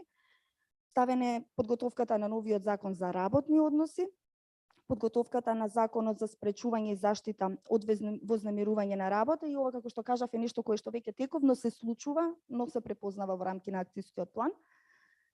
Подготовката на програми за обуки за професионалци за превенција на родово засновано насилство, значи и програма, меѓутоа и како активност е ставена засебна самото спроведување на ваков тип на обуки и исто така ова е нешто кое што тековно се случува и е предвидено во периодот 22-23. Освен тоа што ги имаме обуките во живот, имаме и онлайн обуки, нешто кое што се случува и се спроведува од страна на Заводот за социјални дејности, Министерството за здравство, Министерството за образование и наука, и како тековна активност, значи исто така е препознаена, меѓутоа истата продолжува и понатаму и не застанува во оваа фаза. Препознаени се и обуките за мултисекторски тимови за превенција од родово засновано насилство, како шеста активност. Понатаму продолжуваме со националната кампања за подигнување на свеста од родово засновано насилство, и оваа кампања, нели, меѓу другото е ставена дека треба да се случува во период од 23 до 27, односно не застануваме на една кампања, него е нешто кое што тековно би требало понатака да се работи. Во рамки на кампањите, значајни во делот на превенција и вклучување на мажи и момчиња, ставена е кампањата за вклучување на татковци во грижа за деца и родителство. Следна е подготовката на концепцијата и финансискиот план за Центар за советување и поддршка на мажи. Тоа е повторно една од активностите која што, како што кажав, е дел од овој проект. Последователно, значи, очекуваме и предвидуваме дека треба да се отварат центри за советување и поддршка на мажи, како логично следство на процесите, нели, ако сега започнуваме, понатаму треба да продолжиме и во имплементација и поддршка на мажите преку ваков тип на центри. Подготовката на информативни материјали за промоција на центрите за советување и поддршка на мажи, како нели би знаеле. Подготовката на информативни материјали за промоција на центрите, како мажите и сите останати кои што имаат потреба од добивање на услуги во рамки на овие центри би знаеле, значи треба да имаме промоција на некој начин обезбедена, ја предвидуваме со информативните материјали. Имаме подготовка на дигитални интерактивни модули за континуирана професионална едукација за превенција и постапување на родово засновано насилство, нешто што се покажа како многу значајно во периодот на COVID и во периодот на потреба за континуирана едукација, значи како обезбедување на ваков тип на обуки согласно потребите, меѓутоа и времето кое што го имаат на располагање професионалците, доколку на ваков начин се обезбеди, веруваме дека нели истите ќе бидат полесно достапни и тие се исто така предвидени во период од 3 години, 23 до 26. Следна ни е подготовката на програма за воспитувачи и стручни работници за превенција, пријавување и заштита од насилство кај деца, и тука циљано се ставени значи малите групни домови, воспитно-поправните домови за малолетници, дневни центри за лица со попреченост, значи во рамки на сите овие институции е важно да имаме и подготвени професионалци кои што ќе може соодветна поддршка да дадат, и токму затоа значи не се застануваме само на подготовката на програмата, туку следната активност е и обука за овој тип на програми како би можеле нели да станат реалност истите. Следната активност е работилниците за препознавање и пријавување на насилство помеѓу ранливи групи вклучени во системот на социјална заштита за заштита од насилство. Значи не е доволно само да имаме центри, да имаме програми, потребно и да работиме со самите целни групи за да бидат подготвени и да знаат како и каде да пријават и побараат поддршка доколку имаат потреба од истата, и токму затоа во рамки на субгрупите кои што ги имавме и разговор со здруженија на граѓани, посебно од делот на лица со попреченост, беше истакнато дека е многу важно да се работи и со самите лица, за да истите можат самостојно да ја побараат помошта и поддршката кога ќе имаат потреба од истата. Подготовката на модули за промоција на родова еднаквост, ненасилно разрешување на конфликти, почитување на различностите, превенција од сите форми на родово засновано насилство за предшколски установи, исто така е ставена како една од активностите кои што е важно да ги имаме во рамки на системот. Одбележувањето на денот на момчињата и денот на девојчињата на национално ниво. Ова се баш активности кои што самата иницијативна група која што работеше на овој план ги препозна и ги препорача, и ги имаме како искуство кое што го земавме на некој начин благодарение и на студиската посета која што беше обезбедена преку овој проект, нешто кое што навистина дополнително може да влијае на подигнување на свесноста и потекнување на вклучувањето и на момчињата во рамки на одбележување на родовата еднаквост. Значи токму денот за момчиња и девојчиња е нешто кое што навистина може многу да влијае и да придонесе до тоа да родовата еднаквост не биде само врзана со препознавање на потребите и унапредување на истата помеѓу девојчињата, туку и дополнително вклучување на момчињата. Тука го завршувам делот кој што се однесува на активности во рамки на секторот за социјална заштита, и овие активности се најбројни затоа што и самото Министерство за труд и социјална политика е носител на некој начин на овие планови, меѓутоа и одговорна институција во нашата земја околу давање на поддршка во делот на родовата еднаквост и родово заснованото насилство. Во секторот на образование имаме подготовка и усвојување на упатство за постапка за пријавување и заштита на ученик жртва на која било од формите за насилство, злоупотреба и занемарување. Дискусиите и она кое што го работевме во процесот на подготовка на овие акцијски планови ни кажа дека во образование веќе го имаме ова како во основно образование, меѓутоа истото недостасува во средно образование, и затоа го препознавме и го ставивме како една од активностите дека потребно е да се подготви вакво упатство за да може нели во средно образование да бидеме покриени во делот на како да се пријави, како да се постапи во училиштата кога имаме жртви на насилство. Обуките на наставен и стручен кадар за примена на овие упатства исто така се многу важни, така да и во секторот на образование овој тип на обуки се ставени и препознаени, значи го подготвуваме упатството, меѓутоа за да имаме соодветна примена мора и самиот кадар да биде подготвен и да ги знае овие упатства. Во секторот на образование Имаме и подготовка на прирачник за превенција на родово засновано насилство со вклучување на момчиња за наставен кадар и стручни лица во основни и средни училишта. И дополнително, значи, имаме уште едно кое што се однесува на подготовка на модули за промоција на еднаквост, ненасилно разрешување на конфликти, почитување на различности, превенција за сите форми на насилство, родово засновано насилство на катедрите за психологија, социјална работа и политика и специјална едукација и рехабилитација. Во делот од обуките кои што ги имавме за професионалци во однос на градење на капацитети за превенција од родово засновано насилство, беа вклучени и представниците од Универзитетот за Универзитетот Кирил и Методи, и самите тие посочија дека ваков тип на модули се многу важни да бидат ставени во рамки на нивните наставни програми и се заложија дека истото во рамки на нивните предмети ќе го направат, и токму затоа оваа активност се најде во рамки на овој акцијски план. Следно е спроведувањето на активности за зголемување на свеста за превенција од насилство во училиштата и во стручни училишта. И овде исто така, значи, значајно од кога ќе имаме модули, дополнително имаме и обуки за наставници за како да се спроведува родово сензитивно образование во рамки на основните училишта. Малку повеќе за тоа и подетално ќе слушнеме подоцна и од представничката од Министерството за образование. Следно во рамки на образование ни е подготовката на програма за сеопфатно сексуално образование во основните училишта како изборен предмет во 9-то одделение, и ова е значајно да се напомене затоа што тука ги имаме исто така информациите кои што се значајни во однос на унапредување на родовата еднаквост, а и процес кој што веќе е отпочнат, затоа и стои дека од 22 до 27, значи одредени активности би требало да се завршат.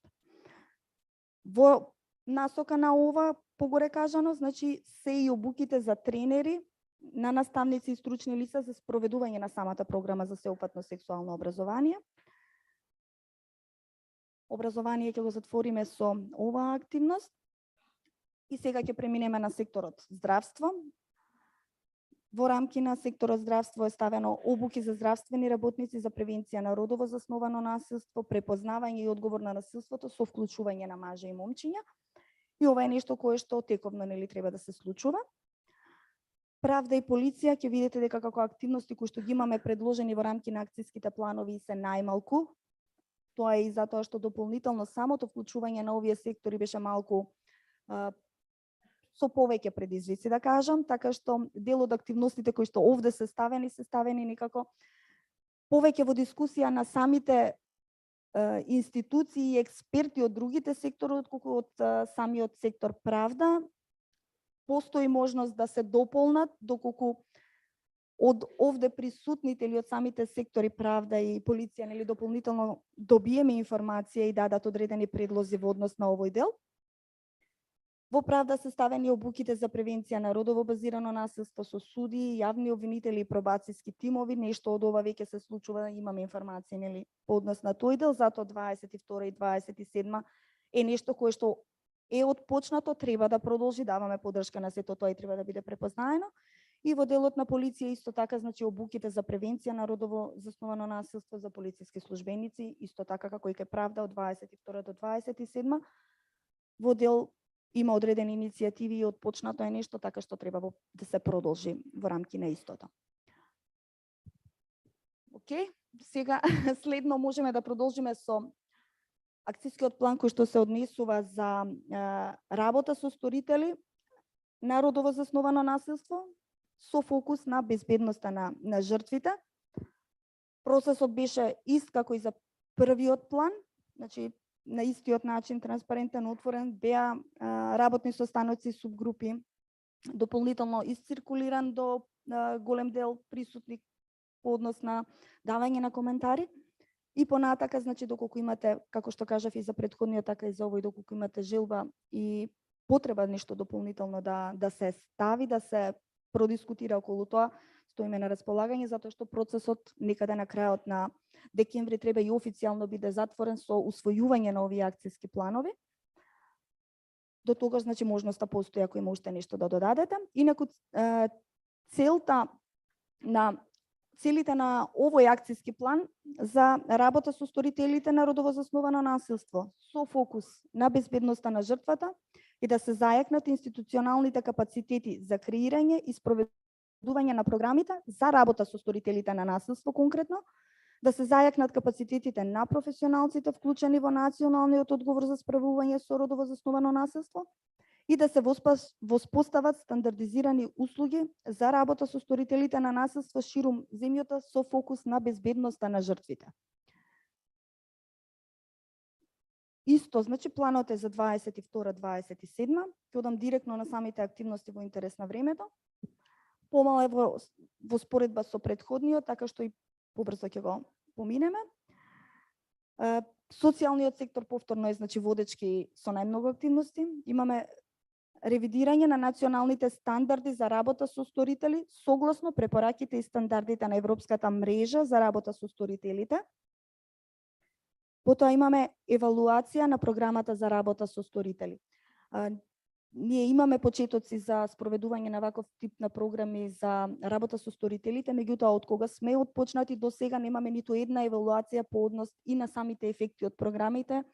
И нешто што е важно да се направи, а е препознато во планот, е токму евалуацијата на програмата за работа со сторители. Постои посебен пакет на алатки за евалуација и врз основа на тоа имаме и обука, таа е следната активност, значи обука за како да се спроведува овој пакет на алатки за спроведување на евалуацијата. Четвртата активност во рамки на овој план е подготовката на програма за работа со сторители на интимно партнерско насилство со фокус на безбедноста на жртвата. Она кое што дополнително нели треба да поработиме во однос на унапредување на родовата еднаквост, не да застанеме на програмите само со фокус на семејното насилство, туку истото тоа треба да биде и со вклучување на програми за работа на интимно партнерско насилство, повторно фокусирани врз безбедноста на жртвата. Следната активност е подготовката на програма за работа со сторители на сексуално насилство, нешто што воопшто го немаме кај нас и самите сторители на сексуално насилство, значи исто така треба да бидат офатени и затоа, значи, после подготовката на оваа програма, треба да имаме и обуки кои што се наменети за работа на даватели на услуги за работа со сторители во специјализирани советувалишта. Последователно, препознаено и дека треба да се направи меѓу другото и ревизија на водичот за лиценцирање на професионалците за нудење на социјални услуги, со што дополнително ќе биде признан и земен во предвид во тој процес модулот за работа со сторители на насилство, кој што во овој момент се идентификуваше дека се уште недостасува. Следното е воспоставувањето на советувалишта за работа со сторители во согласно со стандардите, нешто кое што од 23 до 27 треба да се вклучува. И имаме како индикатор ставено дека ќе имаме 10 функционални советувалишта низ целата земја за поддршка фокусирана врз безбедноста на жртвите. Последната активност која што е во делото социјала се повторно подготовката на информативни и едукативни материјали за да може да се направи промоција на советувалиштата за сторители. Ние би биле пресреќни кога ќе дојдеме во ситуација да имаме голем број на сторители кои што само иницијативно ќе се пријавуваат во рамки на ваков тип на програми, нешто кое што во моментот е во многу мала бројка. Значи до сега доаѓаат само преку упати од СУТ или од центрите за социјална работа, а по однос на значајноста на оваа програма исто така би било одлично доколку стигнеме во ситуација и самите сторители да побараат поддршка и да ги препознаат овие програми како нешто што може да им помогне во насока на зајакнување на личните капацитети и дополнително соодветно вклучување во процесот и на партнерство и на татковство. Во делот на здравствен сектор повторно имаме обука, тука имаме обука за стручни здруженија на здравствени работници и представници на јавно здравствени установи околу спроведување на законските и подзаконските акти за родово засновано насилство и работа со сторители. Значи самиот сектор здравство препозна и кажа дека навистина помеѓу професионалците треба да имаме повеќе информации за тоа ваков тип на обуки ни се потребни за конкретно овој сектор. Исто така ни е потребно да имаме подготовка на правилник за начинот на извршување на привремената мерка за задолжително лекување на сторителите зависници од дрога, алкохол и други психотропни супстанции или со психички нарушувања. Беше донесен ваков тип на правилник меѓутоа самата подготовка и она кое што е тука беше е препознаено и е ставено како нешто што текомно се случува во периодот 22 и 23, значи се работеше, отпочнате процесот, финализацијата до 23 имаме ставено.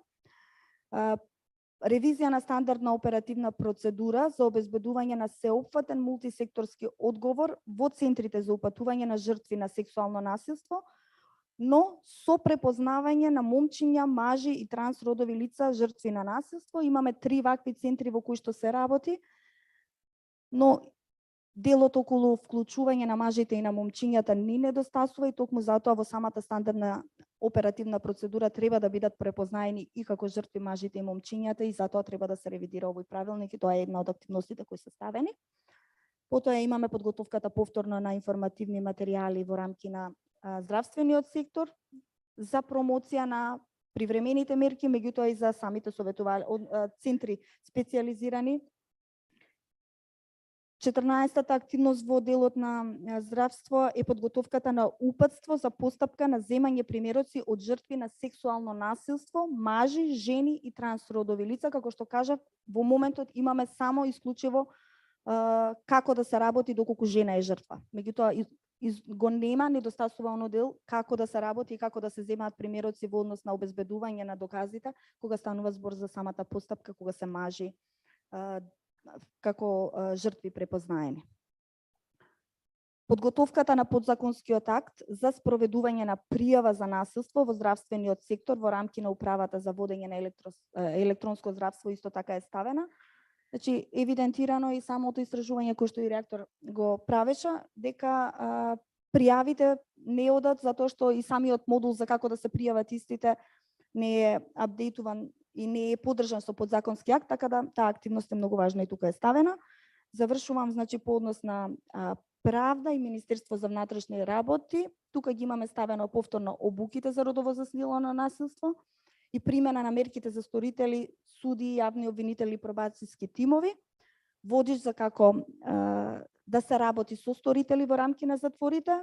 Во Министерството за внатрешни работи имаме обуки за спроведување повторно на мерките за работа со сторители помеѓу полициски службеници и пробацијски тимови и како последна активност се самите информативни материјали кои што секако треба да бидат во насока на спроведување на законските и подзаконските мерки поврзани со сторителите на родово засновано насилство. Знам дека беше малку подолга презентацијата, меѓутоа имавме доста активности. Ви благодарам уште еднаш на сите, благодарам за времето. Ти благодарам, Весна. Веројатно огромни се потребите. И мене ми беше драго што постоеше навистина голем ентузијазам во самата консултативна група при драфтирање на сите овие активности. Може овие ќе изгледаат како одредена листа на желби, меѓутоа доколку не влезат во ефикасна имплементација, односно алоцирање на соодветни ресурси, буџети, секако дека нивната применливост ќе биде многу мала, меѓутоа сите ние и како организации, како министерства и сите значајни фактори ќе работиме на тоа самите овие акцијски планови да во што е можно повеќе во поголем дел бидат и ефикасно реализирани. И на крај ќе поканам госпоѓа Славица Мирчевска, која што ни доаѓа од Министерството за образование и наука, кој што ќе изборува во однос на улогата и во однос на напорите кои што се случуваат во рамки на Министерството за образование во адресирање на проблемот на справување со родово базирано насилство во однос на улогата на момчињата и нивното вклучување. Поведи, Славица. Благодарам. Почитувани присутни, сакам да ве поздравам сите кои учествуваат во реализација на овој проект и воопшто сите оние кои што на било кој начин се вклучени и работат на полето на родовата еднаквост, родово базираното насилство и секако родово сензитивното образование. Сите ние имаме со што да се похвалиме од аспект на сработеното. Имаме бројни активности, конкретни резултати, и тие се добра основа и за понатаму да продолжиме заеднички да постигнуваме успеси и да ги подобруваме состојбите. Во името на Министерството за образование и наука сакам да споделам повеќе работи кои ги имаме реализирано изминатиот период и тоа ќе го направам со гордост, затоа што верувајте, навистина се посветивме на оваа област и направивме крупни промени кои ќе го одбележат нашето работење и како што реков ќе бидат мотив и за нас и за останатите кои подоцна ќе се вклучат во активностите да бидеме секако поуспешни и подобри.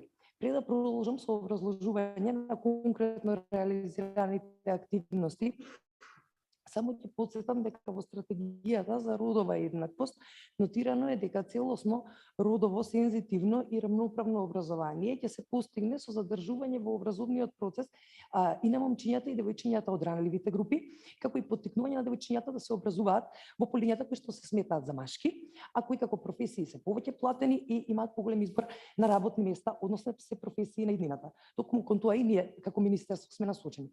Сега да почнам конкретно кон активностите кои што ги имаме спроведено изминатиот период. Во 2019 година, заедно со поддршка на УНИЦЕФ и низ за други општествени чинители, изготвивме и потоа беше донесен целосно нов закон за основно образование, кој истата година во септември стапи на сила и започна неговата примена во пракса. Законското решение предвидува одредби за заштита од дискриминација и промоција на еднаквоста, како и примена на афирмативни мерки за надминување на дискриминацијата по било кој основ. Согласно истото, основните училишта во својата годишна програма за работа треба да планираат промоција на добросостојбата на учениците, заштита од насилство, злоупотреба и занемарување, дискриминација и слично.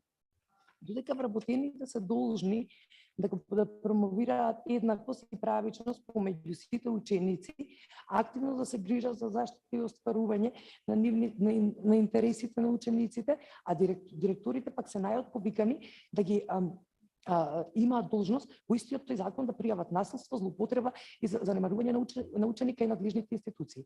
За оваа намена во 2020 година изготвивме упатство кое регулира оваа постапка за пријавување и заштита на учениците од насилство, но и како да се постапи со ученикот кој е жртва. Во меѓувреме секое училиште усвојува интерен акт за забрана од насилничко и дискриминаторско однесување. Капацитетите на училиштата се зајакнуваат преку континуирани обуки на вработените за спречување и заштита од насилство, и тоа најмалку 2 пати годишно, а особено внимание се посветува на едукацијата на учениците преку предавања, вежби, работилници, културни активности и слично, за да се подигне свеста кај сите нив на овие теми. Тука ќе ја споменам и донесената концепција за воннаставни активности во основното образование, која исто така предвидува голем дел на активности од повеќе области: спорт и рекреација, забавно-рекреативни, кулинарство и слично, а главна цел е вклученост на еднаков број и на момчиња и на девојчиња, односно рамноправен третман при спроведувањето на активностите, без разлика од кој пол се учениците, на кој јазик зборуваат слично. Сега посебно сакам да го привлечам вниманието со тоа што го направивме минатата година. Во март 2021 година ја донесовме новата концепција за основно образование, која почна етапно да се применува. Најпрво со учениците од прво и четврто оделение, а оваа година со оние од второ и пето оделение. Новата концепција, но и новите наставни материјали и учебници кои се изработуваат врз основа на истата, се подпираат на инклузивноста, родовата сензитивност, рамноправност, интеркултурноста како клучни принципи и се директно поврзани со националните стандарди за основно образование.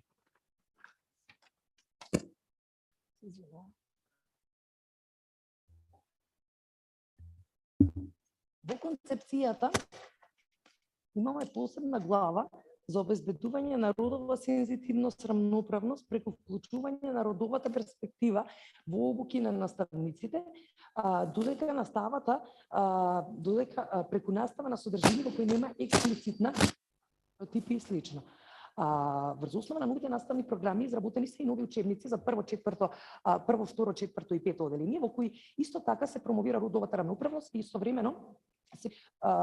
истовремено придонесуваат кон тоа да се разберат негативните последици од крутото придржување кон родовите норми, очекувања и улоги.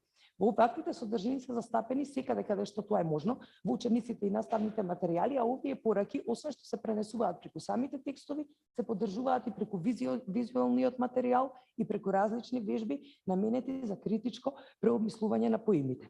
Од исклучително значење за обезбедување на родово сензитивно образование е тоа што помеѓу понудените изборни предмети има и такви кои барем деловно се посветени за стекнување сознанија за тоа дека родовите норми и улоги не се фиксни, како и тоа дека родовите стереотипи може да доведат до индивидуални и општествени последици кои меѓу кои како најпроблематична е високата застапеност на родово заснованото насилство. Се очекува ваквите предмети преку посочените содржини да овозможат градење на негативен став кон сите видови на родова дискриминација. Ќе споделам уште еден важен податок. Од страна на Бирото за развој на образованието изготвен и каталог за обуки за наставници и стручни соработници, во кои меѓу другите предвидени се и обуки за родова еднаквост и сензитивност во училиштето, справување со врсничко насилство и кибернасилство, разрешување конфликти меѓу учениците, развој на социјални вештини и самодоверба кај учениците, справување со проблематично однесување и создавање на позитивна социоемоционална клима на час, соработка помеѓу семејството и училиштето во спречување на врсничко насилство, кибернасилство и слично. За секој од овие обуки има значителен интерес, посебно оваа година, и ние се надеваме дека во наредните години овој интерес се повеќе ќе расте. Нешто друго на кое што работиме во моментов е новиот закон за средно образование. И во него, како и во Законот за основно образование, вграден е нов член за заштита од дискриминација и промоција на еднаквоста.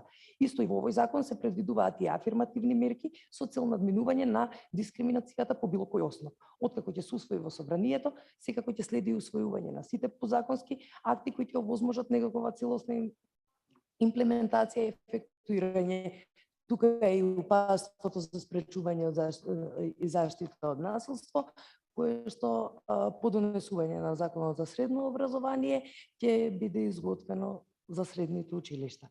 И тука би сакала да го завршам своето излагање во интерес на времето и ви стојам на располагање доколку имате дополнителни прашања да ги одговориме и да не заборавам да споменам. Мислам дека овие настани сред треба да се почести, бидејќи тука мислам дека се раѓаат најдобрите идеи, се смислуваат најдобрите решенија и се обединуваат целите за нивно имплементирање. Ви благодарам.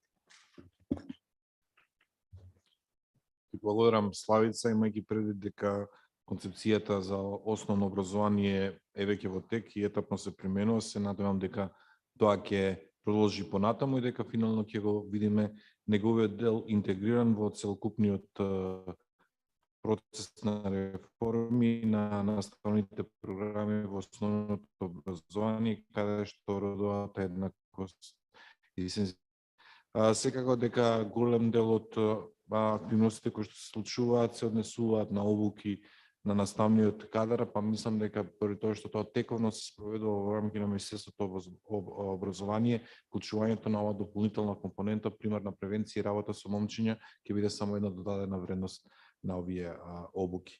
Имајќи предвид дека сме тнки со време, јас само ќе земам две прашања или коментари од страна на публиката пред да преминеме на ветената кафе пауза. Така да, доколку некој сака сега да се обрати, да каже нешто или да праша, сега е моментот, значи две прашања. Максимум, заради тоа што имаме само 7-8 минути. Или на сите им се пие кафе. Да. Добро, тогаш ако нема никој од публика во овој дел од конференцијата, од овој дел од сесијата, тогаш верувам дека за наредната сесија која малце ќе си дојдете при себе сите, дека повеќе ќе прашувате и ќе коментирате. Добро, па тогаш кафе пауза. Да, 20 на минути од прилика. 5 од мене.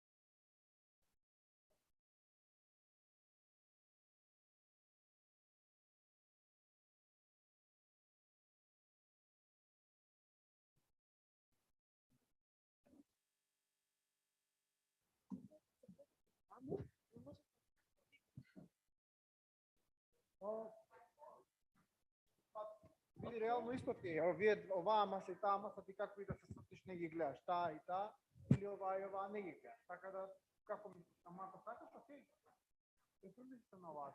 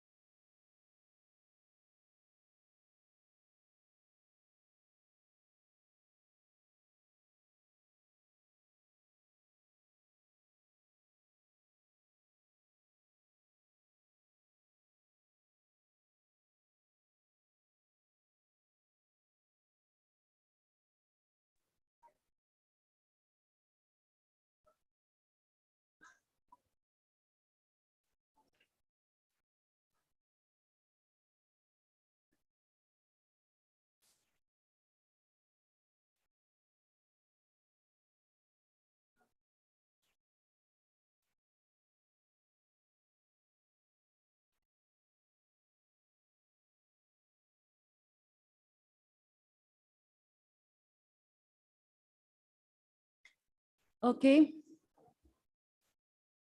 Мислам дека можеме да почнеме. Се надевам дека одморивте со кафе паузата и дека имаме сила да ги проследиме и останатите две сесии, од кои едната ќе се фокусира на вклучување на мажи и момчиња во превенција и борба против родово базирано насилство, искуства и најдобри практики од луѓе кои што имаат долгогодишни искуства на ова поле и можат да споделат многу со нас. И за крај ќе имаме уште една завршна сесија за тоа како можеме да ја контекстуализираме оваа работа во рамки на европскиот контекст и каде ќе одиме понатаму. Но пред да дојдеме до крајот, во втората панел сесија имаме повеќе гости од кај нас и од странство, меѓу нив професорот Дејан Ајдуковиќ, психолог од Хрватска, кој има долгогодишни искуства на ова поле и е дел од работата на ова поле дури во нашата земја. Пред повеќе од 20 на години мислам дека за прв пат почнува да работи со Македонија, ако добро памтам, и е редовен професор по социјална психологија на катедрата за психологија на Универзитетот во Загреб, Хрватска, од 93 година. Се бави со овие теми и негова специјализација се психолошка траума и закрепнување, меѓуетнички односи, постконфликтна социјална реконструкција на заедницата, спречување на насилство од интимен партнер, евалуација на програми и квалитативни методи на истражување. Широка палета, но и од практични искуства кои што ќе ни помогнат да се најдеме себе си во рамката за која што ќе ни зборува професорот Ајдуковиќ, а веднаш по него ќе ни се обратат и Мориц Теурец Бахер и Надин Лампел од нашата партнерска асоциација за машки родови истражувања од Австрија, кои што исто така работат и на практично и на теоретско поле на овие теми.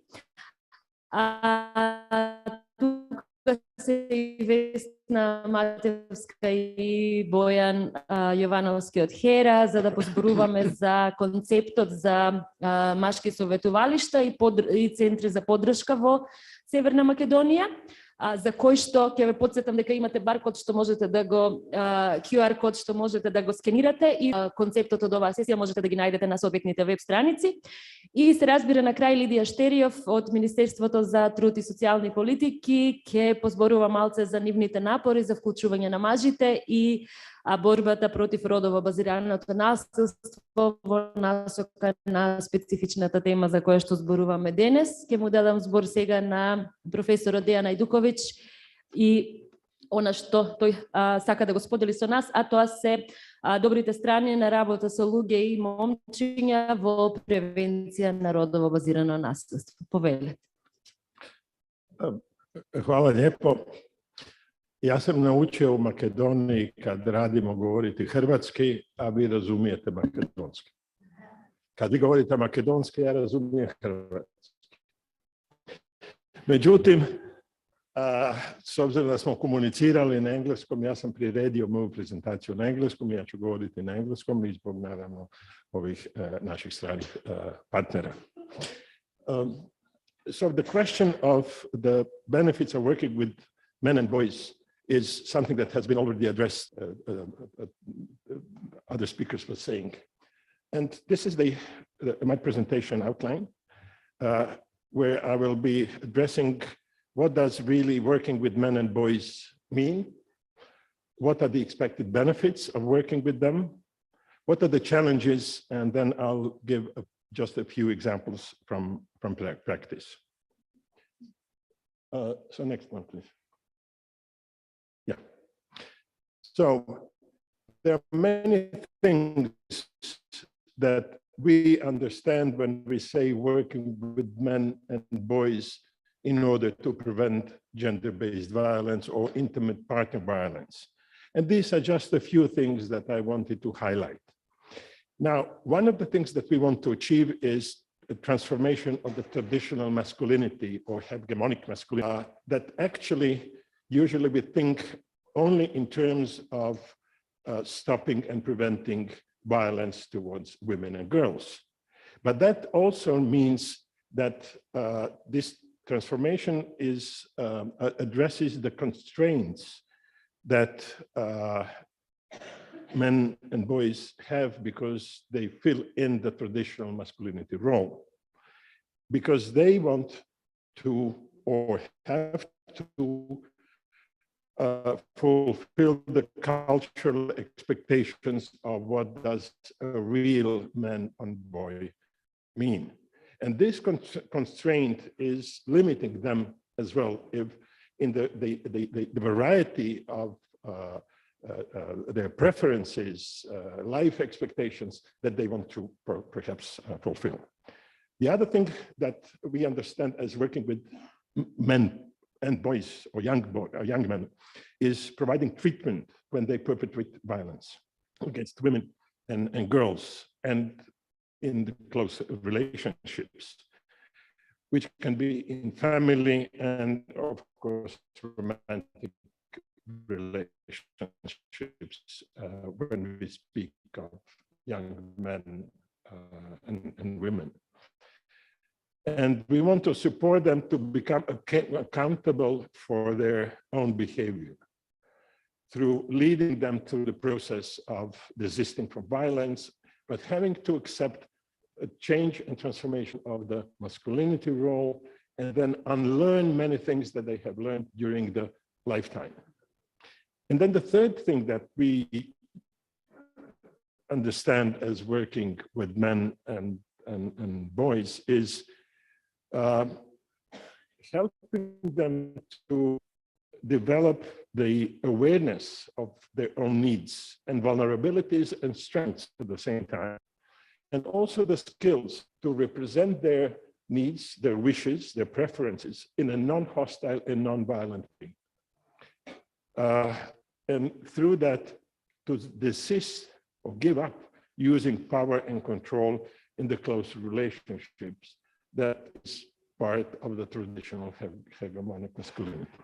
And the last thing that I want to mention under this topic is actually the thing that I'm going to talk the rest of my presentation is supporting men, and I would put emphasis on young men, to assume leadership in promoting gender equality for the benefit of the intimate and the wider society.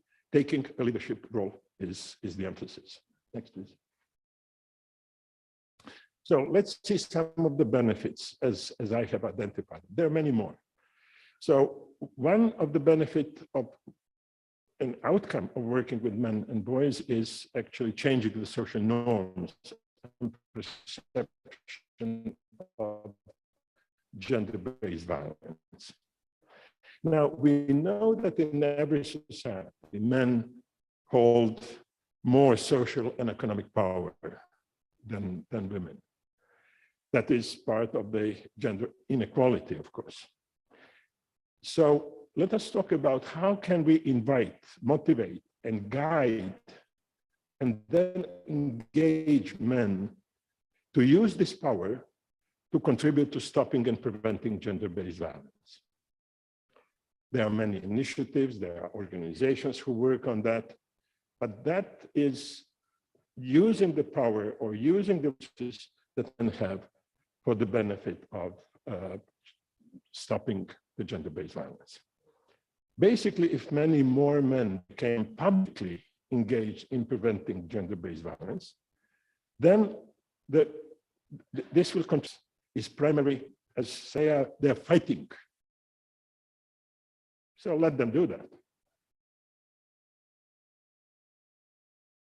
Power that they have will, in the general public, be easily broadened and more easily understood as the general public issue, the societal issue that must be seriously and continuously addressed, not put aside for the women to fight. Now, when publicly demonstrating personal commitment to prevent gender-based violence, these brave men can serve as positive masculinity model for the boys, young men, and other men, and become leaders of change and transformation of the social norms. Another thing is The next one, please.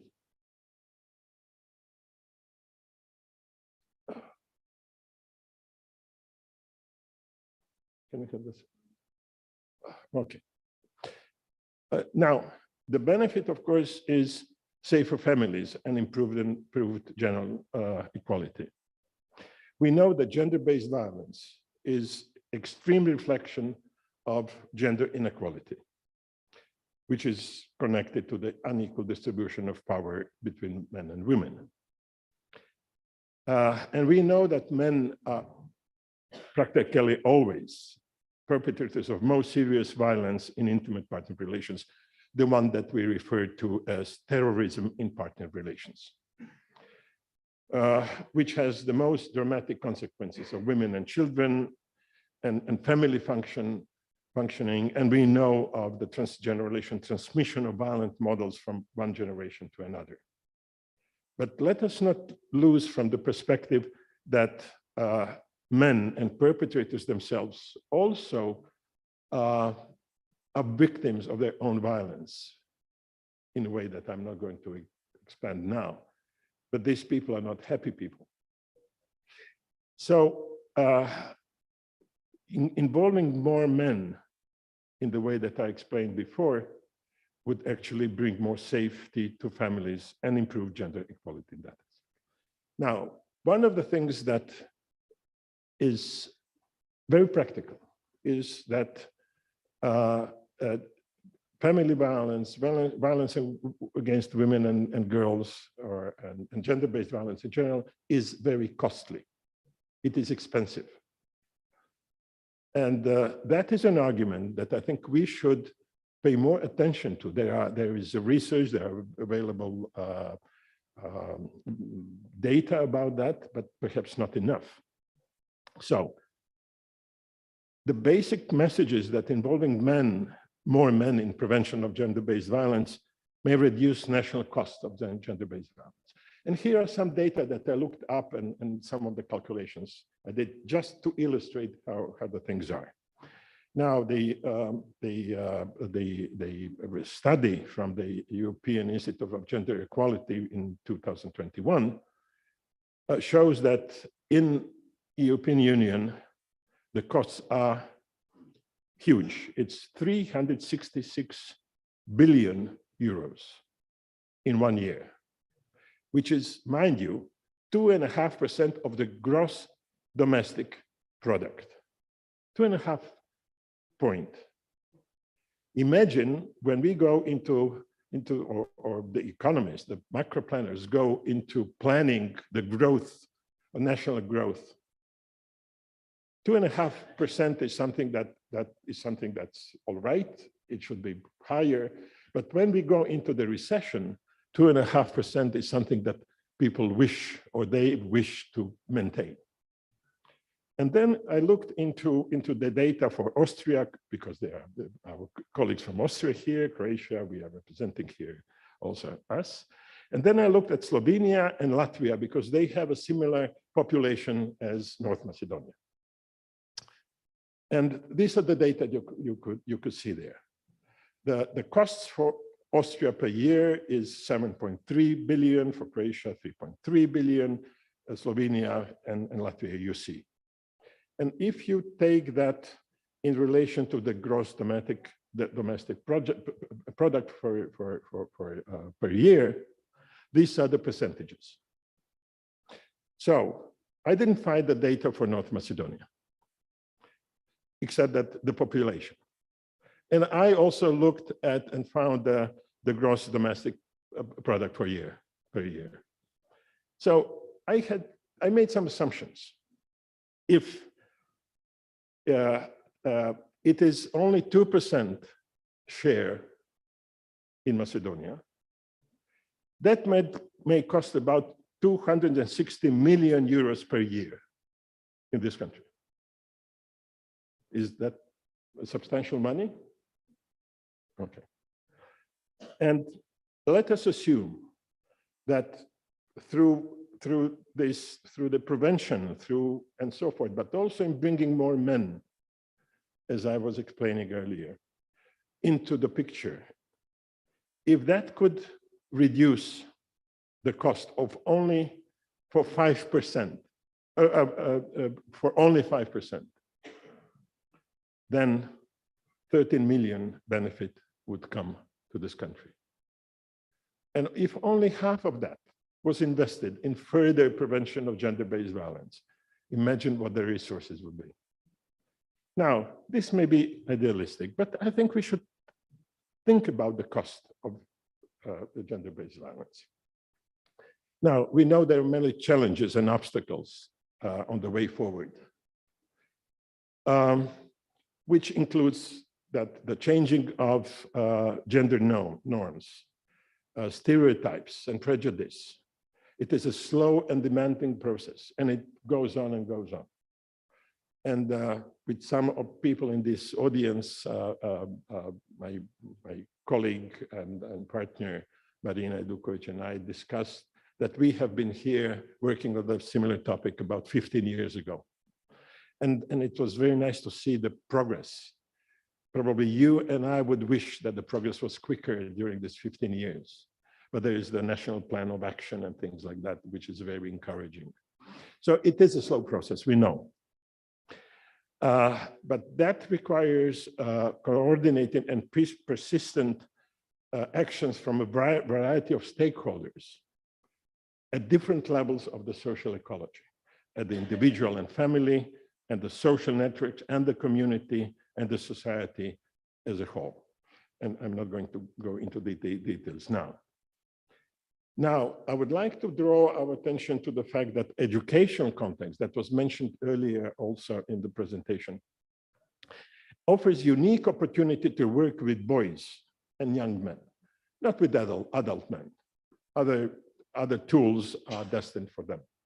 But educational context is a context that provides a lot of opportunities, which means teaching and modeling behaviors and social relationships from, as it was mentioned earlier, from play school to the university level about forms and context and contents of gender-based violence in a way that is gender appropriate and that engages peers and support their initiatives to become involved in such activities. One of the things that we do in the education context is raising awareness of harmful consequences of the gender-based violence, including psychological and physical and sexual, and use specific forms in dating violence and grooming and online sex spreading that is becoming, I would call, almost another epidemic. And the point is here, how do we create a norm in the school context and around the school context that this is a shameful behavior that is not appropriate, but a shameful, and I'm using this expression here. For young men and boys and girls as well, learning to understand that violence affects the victims, the perpetrators, and the bystanders who are not innocent as bystanders, who are not detached from what is happening. And the teachers and other school staff have this crucial role in building non-violent social norms and gender equality practice. Now, in the everyday social context is another challenge and way forward, where positive modeling is something that is a key tool or vehicle to change. Now, the civil society organizations have a tradition, they have also the knowledge, but they of course need support, and they need financial support. Let us remind that within a few days, the 16 days of activism against gender-based violence actually begins on the 25th. This is the time when we can see more often the prominent public figures in sports and entertainment to appear. But we would like to see them more often outside of this activistic period, and the other influencers to set the excellent models of gender relations and condemn and distance from violence and from gender inequality. How do we get them to become more engaged? And then let's not forget about the political figures. In my own country, in Croatia, we have had shameful experiences where some of the exposed politicians have been found to be violent in the family towards their spouses, but they have not received the full political condemnation from their own party, political party, and the peers. And that is a big setback. If we can change, or if they can change the position, that would be very important. Let me now turn to just 2 minutes of video that exemplifies the strength of the gendered prejudice that we have to deal with. This is one of the materials that we use in our training of young people and teachers. Can we see that? Look, I would like to ask you a riddle. The riddle goes like this. A father and his son go on a journey, but then there's a car crash.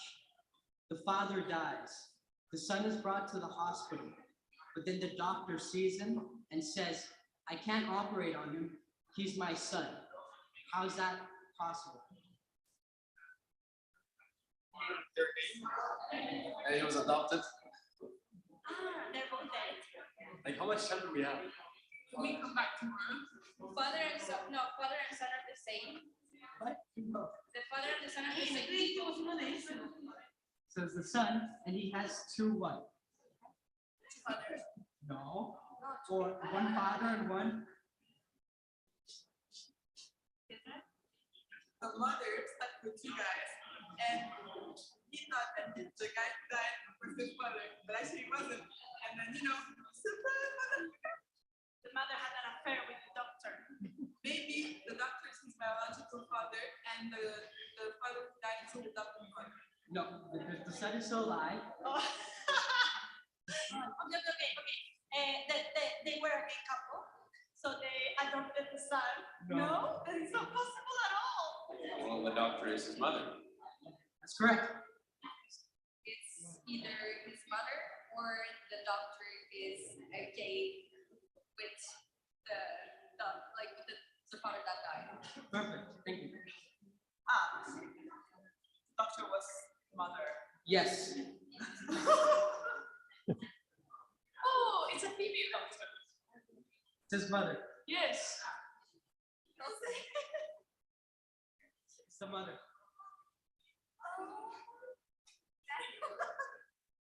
Should I have drunk yesterday? It's his mother. Oh shit, it's true. Fuck. I don't know.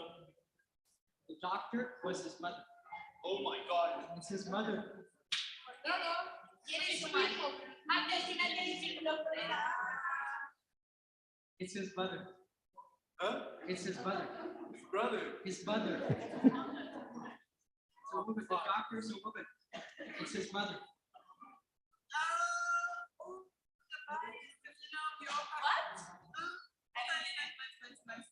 Because implicitly, you might not think of when you think of a doctor, you might think of a woman. The doctor is a woman. Yes, Okay. it's his mother. Okay. Thank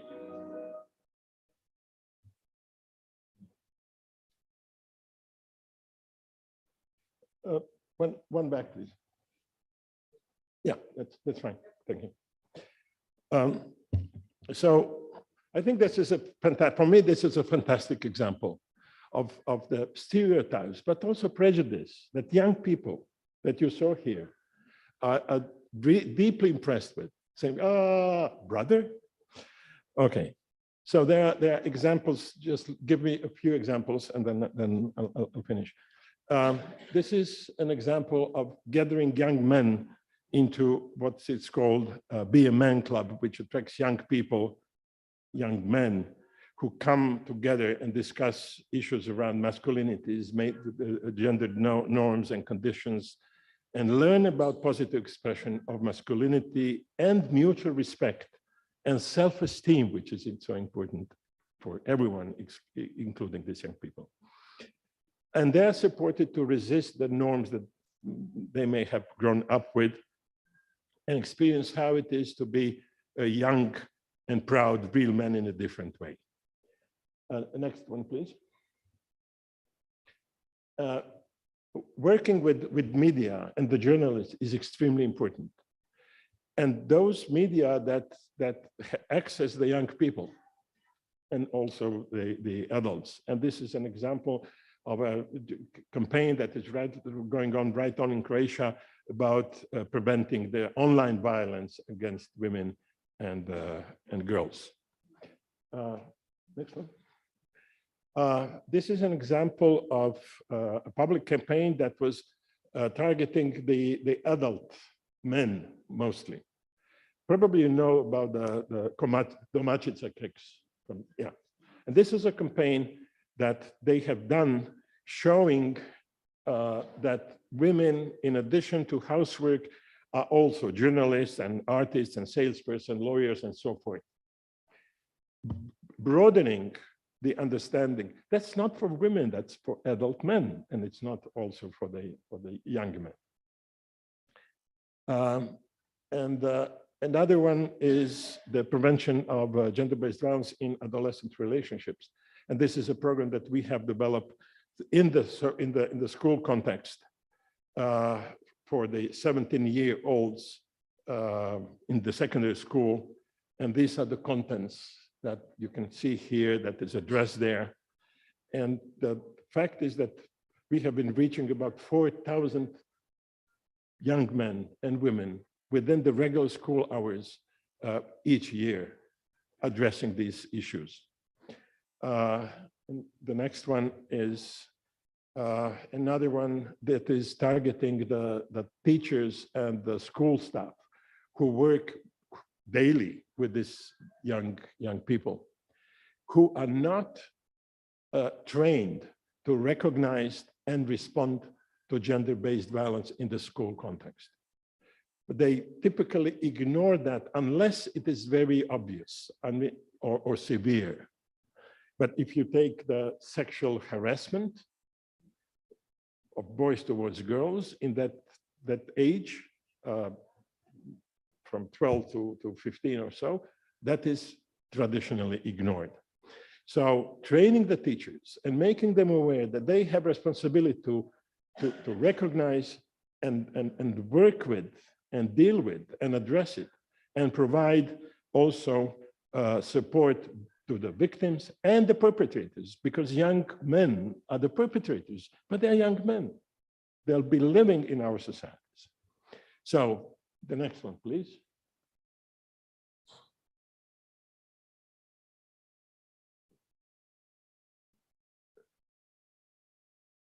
One more.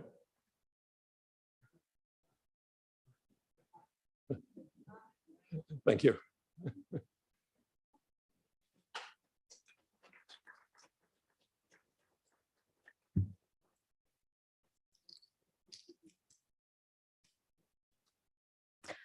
Ви благодарам, господина Ајдуковиќ. Мислам дека преку краткиот пример што го видовме, професорот успеа да ни покаже колкава е силата на родовите стереотипи со кои треба да се справиме и колку се уште и во 21-виот век жените се концепт кој што не се врзува со мок или важни улоги во општеството, како што покажа и младите луѓе што беа кратко интервјуирани во ова видео.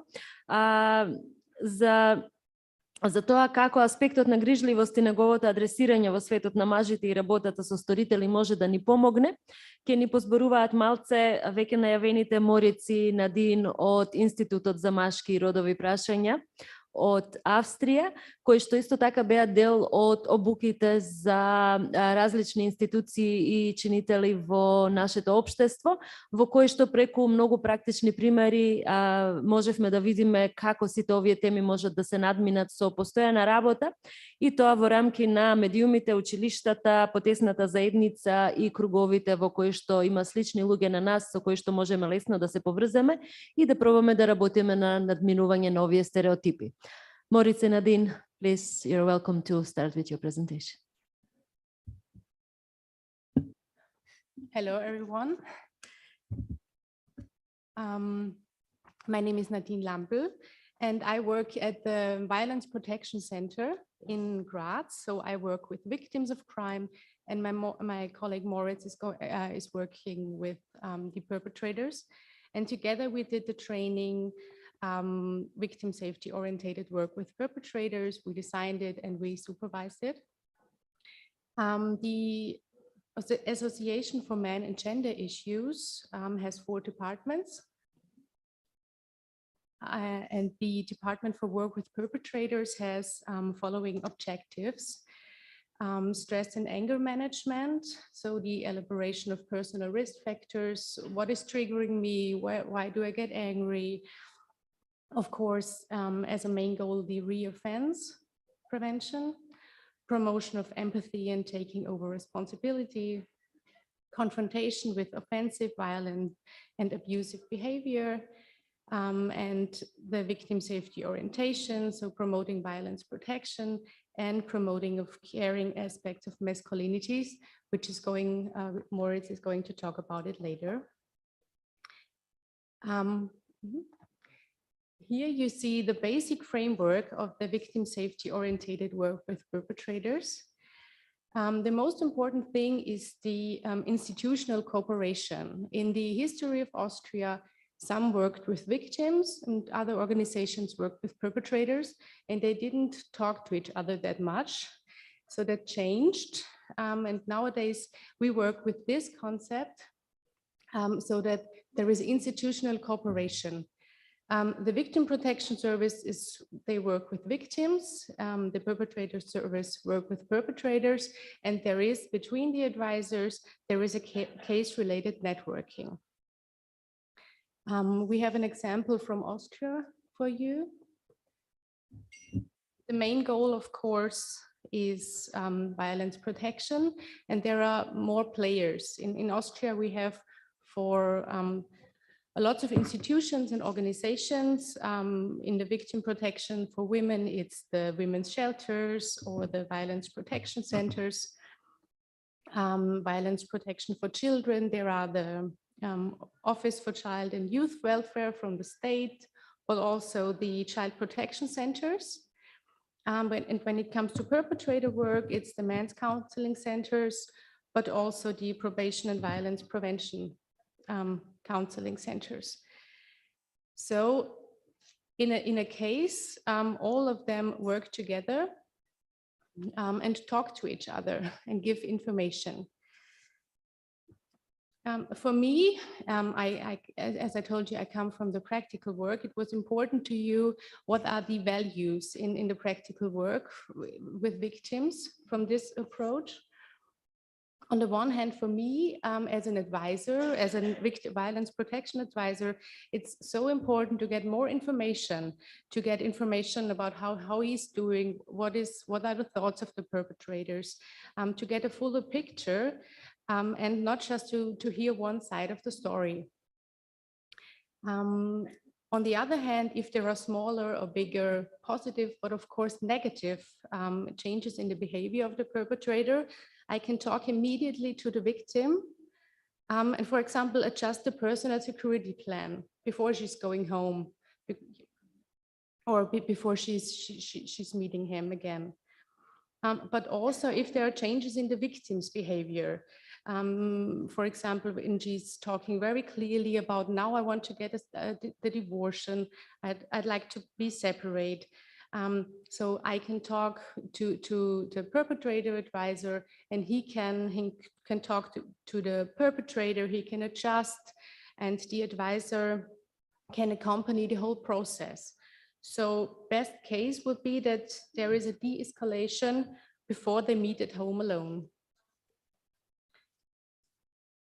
Since we at the Violence Protection Center work with this safety-orientated approach, we get a lot of positive feedback from the victims, especially with the women. They tell us it's so good to know that someone is talking with him, someone is taking care of him. And he's not completely alone in a situation where he might have lost anything after a separation, for example. So they tell us it's really relieving to get to know how he is. Is he angry? Is he sad? Does he hate me? Does he want to get divorced? So summarized, victims can access the situation better. They are more orientated and more able to act.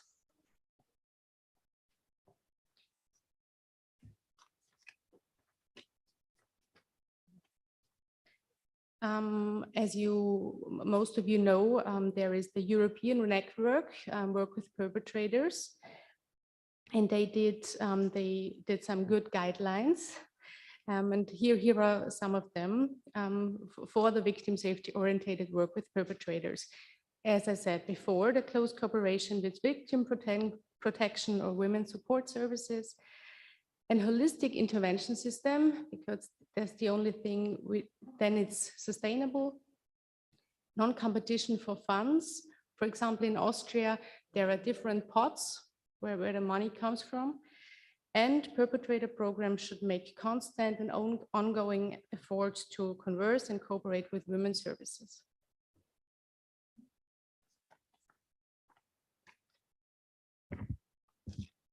Okay, so I will take over now, and maybe first of all also say hello to everyone. It's quite an experience sitting up here. First time ever to speak on a conference, first time ever to speak on in another country.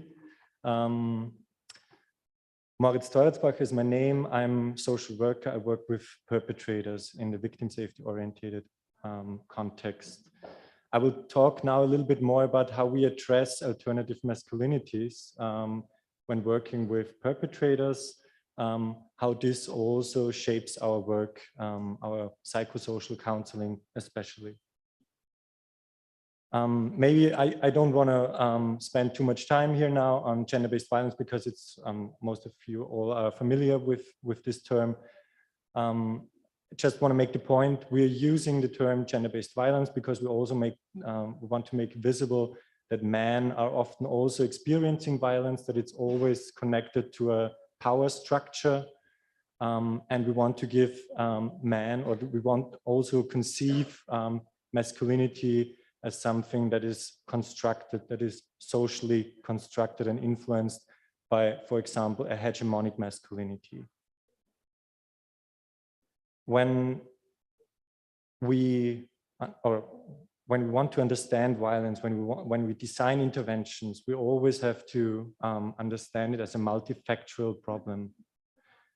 When a client comes to us, seeks counseling, or is directed from another institution, a court or an authority, we always have to consider that he grew up in a society, in an environment, community, in a family, and has learned how to act as a man, to perform as a man.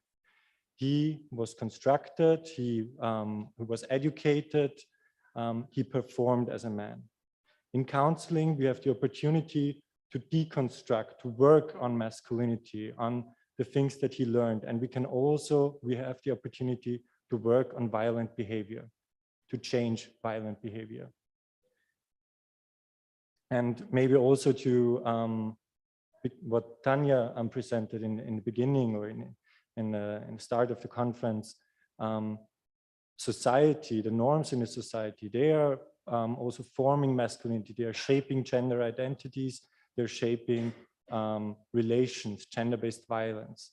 If there's a distribution, an unequal distribution of, I wrote it down, of ownership, as you pointed out, or there's an unequal distribution of political decision-making, it's also shaping gender identities, opportunities for genders.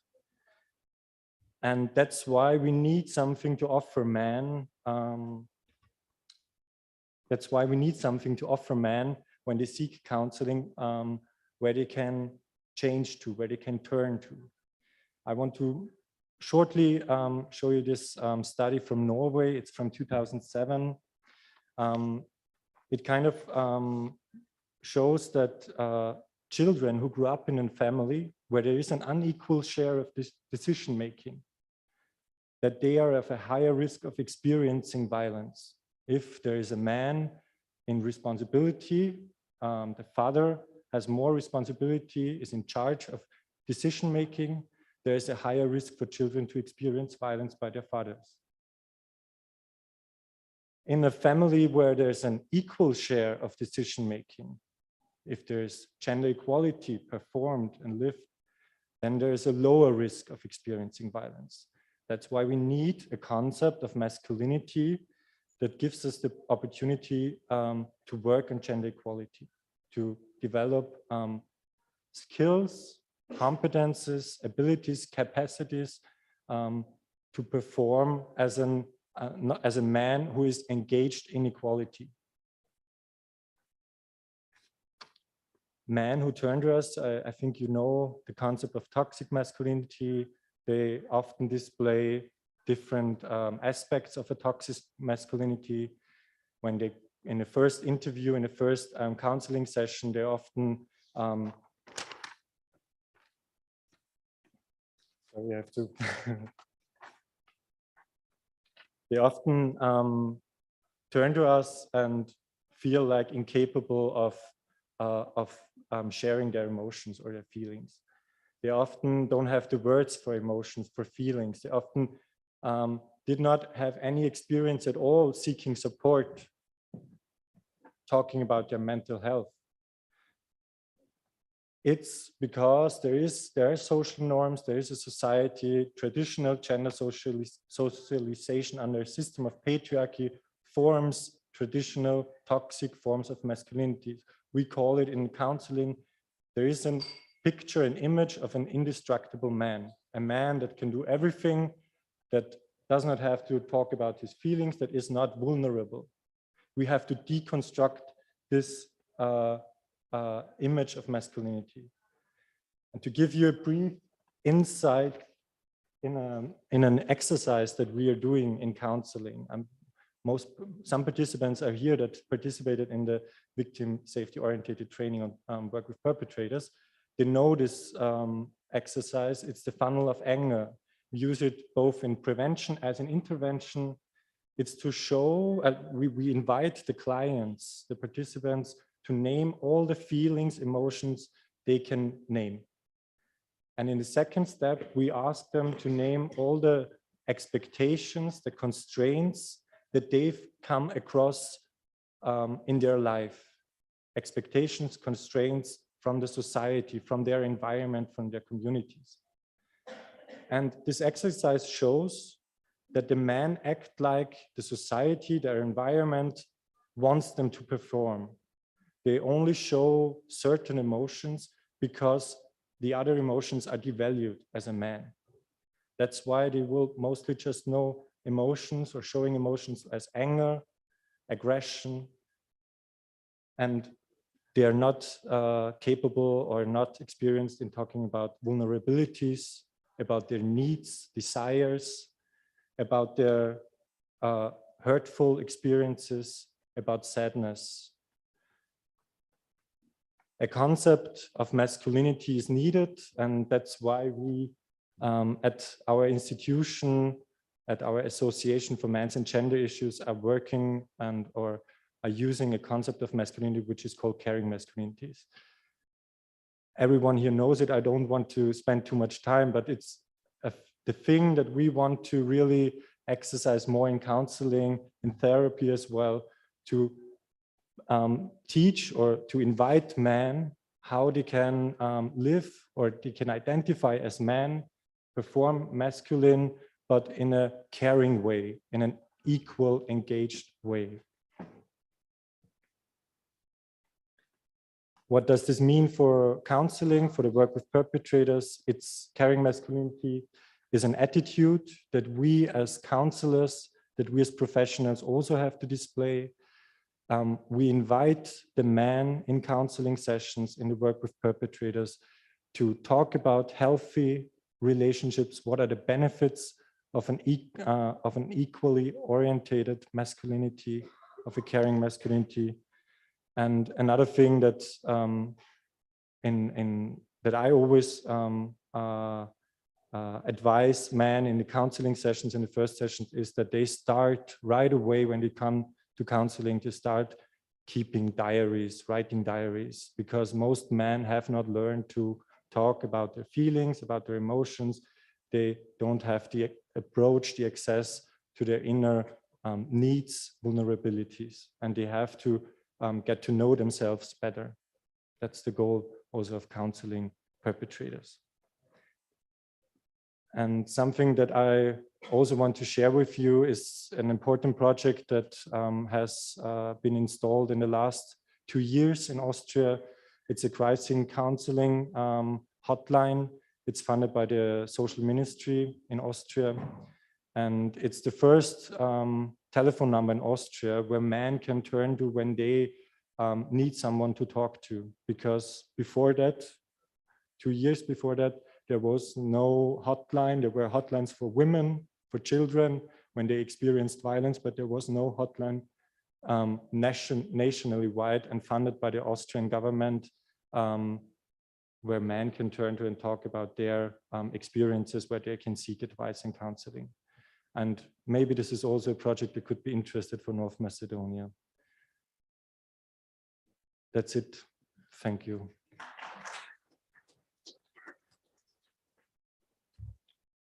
Ви благодарам, Мориц и Надин.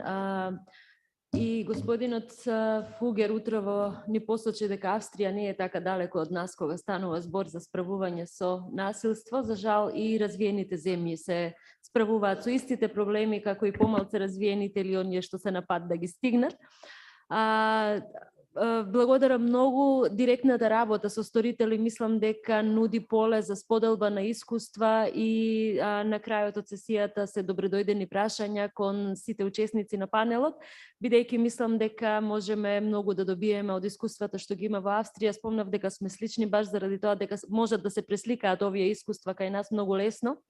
И мислам дека финансиите не се толков проблем колку што свеста на самите нас, на која што треба многу повеќе да работиме и да работиме пред се на ослободување преку можност да се создаваат чувства и кај мажи и да не се плашат мажите од емоциите што ги чувствуваат, затоа што за жал општеството ги научило дека емоциите се женска работа и дека тие треба да бидат нескршливи фигури кои што во моменти на немок многу лесно можат да се скршат и да имаат однесувања кои што не се добредојдени ниту за нив, ниту за нивните партнери или за блиската околина.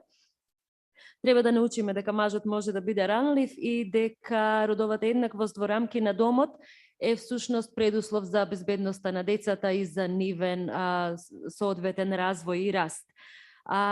Предходно господинот Ајдуковиќ спомна дека не можел да најде податоци за студија за родово базирано насилство. За жал нема таква сеопсежна студија. Постои една студија од 2006 година која што се бави со трошоците на домашно насилство, бидејќи другите типови на насилство за жал се уште не се препознаени во нашиот систем, иако има пионерски обиди за нивно внесување во легислатива. И изумив утрово да го поздравам чекорот што вчера конечно се случија, тоа е измени на кривичниот закон за кој што со години застапуваме. И конечно можеме да зборуваме за адресирање на родово базирано насилство во рамки на кривичниот законник. Ова е вест од синоќа доцна. Прво читање. Еве, Бојан веќе вели дека да не се радувам пред време, бидејќи е прво читање на кривичниот законник, меѓутоа ја користам оваа прилика да ја потсетам нашата власт и институциите дека мораме да работиме на овие промени што побрзо, за да можеме да имаме посрекни луѓе во општеството. А сега за тоа како можеме да работиме со сторители на насилство и со мажи во нашата земја, Весна и Бојан од Хера ќе ни раскажат нешто повеќе за концептот за советувалишта и поддршка на мажи во превенција од родово базирано насилство. Повелете. Благодарам, Тања, благодарам професор Ајдуковиќ и Надин и Мориц по однос на оно што го споделивте сега со сите нас. Ова е на некој начин и вовед во тоа зошто ја правиме оваа концепција за вклучување и работа на мажите и момчињата. И оно од каде што почнавме, зошто креираме вакви центри, е всушност е тоа кое што претходно го кажа, така да основата потекнува од таму. Имаме недостаток на можности за размена на идеи во однос на размена на идеите помеѓу мажите. Значи мажите многу потешко ќе најдат место на кое што ќе добијат поддршка и советување и токму затоа треба да се креираат ваков тип на центри за поддршка. во кои што нели ќе може да дојдат, да ги добијат оние услуги кои што жените многу полесно некако ги добиваат, затоа што имаме систем на заштита и креирање на поддршка за жените во рамки на нашиот систем. Инаку вообичаено и секаде во светот, не само кај нас, недостигаат професионалци кои што работат советодавни услуги со мажите, мажите и самите многу поретко бараат некој кој што ќе им даде ваков тип на поддршка и токму затоа, значи, важно е да се креираат вакви центри каде што ќе се чувствуваат удобно да дојдат, да се советуваат и да добијат поддршка за сите оние кризни состојби кои што им се случуваат во животот, меѓутоа и секојдневните промени со кои што можеби не научиле соодветно да се справуваат уште во рамките на нивниот личен раст и развој и во рамки на образованието, нели, научиле како треба еден маж, онаа токсична маскулинистост која што ја зборевме уште од утрово. И затоа, значи, ова е место во кое што ќе може да се работи, да се реконструираат ваквите типови на мажествено. Значи, место каде што ќе научат да ги воспостават границите, каде што ќе може да добијат услуги кои што се соодветни на нивните потреби, место во кое што ќе имаме можност да работиме и на превенција од родово засновано насилство, исто така место во кое што меѓу другото ќе работиме и со самите сторители. Значи, доколку се препратени или самите тие се препознаени самите себе како сторители сакаат да добијат услуга во однос на овој тип на работа, би можело да дојдат. Основната цел на центрите за советување и поддршка на мажи е советувањето на мажи, во кое што ќе се поддржат мажите во нивниот личен раст и развој, за да прераснат во одговорни луѓе кои што ќе превземат одговорност за своите постапки, значи ќе ги воспостават своите граници, меѓутоа и ќе научат да ги почитуваат границите на останатите. Значи на некој начин личниот раст и развој е клучниот аспект кој што тука во овие центри треба да го имаме и на кој што треба да работиме. Кои ни се целните групи кои што ги препознаваме дека може да добијат услуги во ваков тип на центри? Момчињата и мажите кои што се млади и се на возраст помеѓу 15 и 25 години, вклучително и татковците. Значи зборувавме дека во фазата на промени кои што им се случуваат, мажите некогаш не знаат како да одговорат на новите предизвици, едноставно не научиле. Ова е место каде што ќе може дополнително да разговараат и да добијат поддршка и за тој тип на предизвик со кој што се справуваат со новата ситуација. Дополнително ги имаме момчињата и мажите кои што се индиректно засегнати од насилството во рамки на семејството, било тоа да е физичко, психичко или сексуално насилство. Ги имаме и момчињата и мажите кои што се засегнати од овие типови на насилство и надвор од рамките на семејството. Ги имаме предвид и мажите како целна група кои што се жртви на насилство, директни жртви на насилство, значи навистина можеби нивниот број покажува дека статистиките е помал, меѓутоа постојат и ваков тип на мажи кои што навистина ќе имаат поддршка од овие услуги.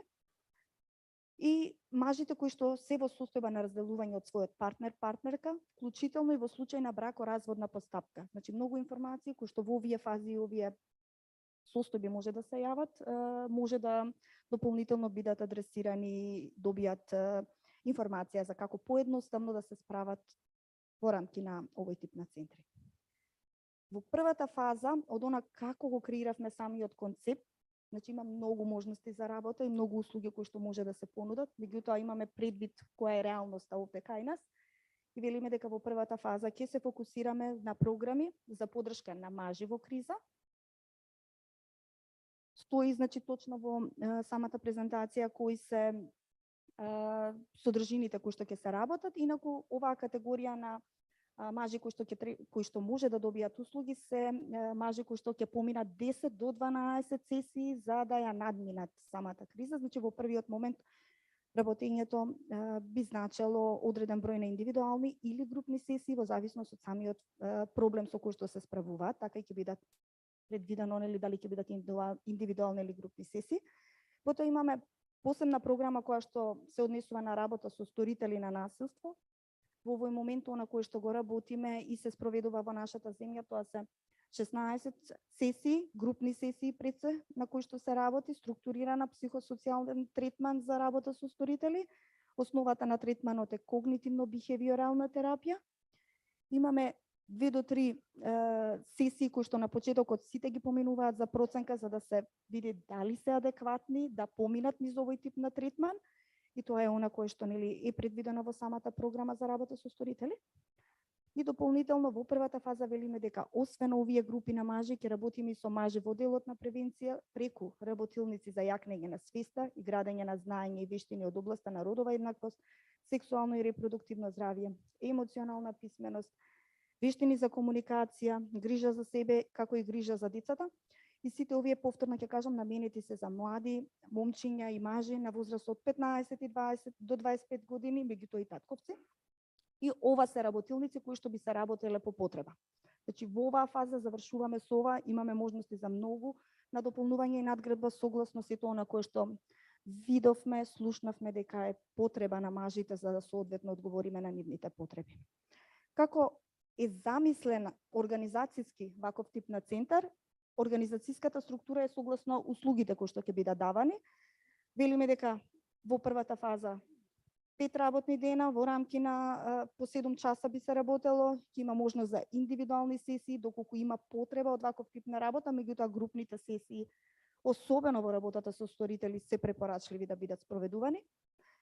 Дополнително во ситуација кога ќе се работи на формирање за групи за личен раст и развој, заговараме и велиме дека е потребно да се работи во групи со 5 до 6 лица, согласно оние просторни капацитети кои што ги имаме предвидено, и со група на терапевти, терапевт, кои што ќе бидат маж и жена. Истото тоа е препорака и за работата со сторители, затоа што тоа е многу важен аспект од аспект на давање на поддршка на мажите и учење како да се комуницира со жена, доколку нели во ваква безбедна средина тоа се научи, многу едноставно би можело да очекуваме да истото тоа се применува и на други места.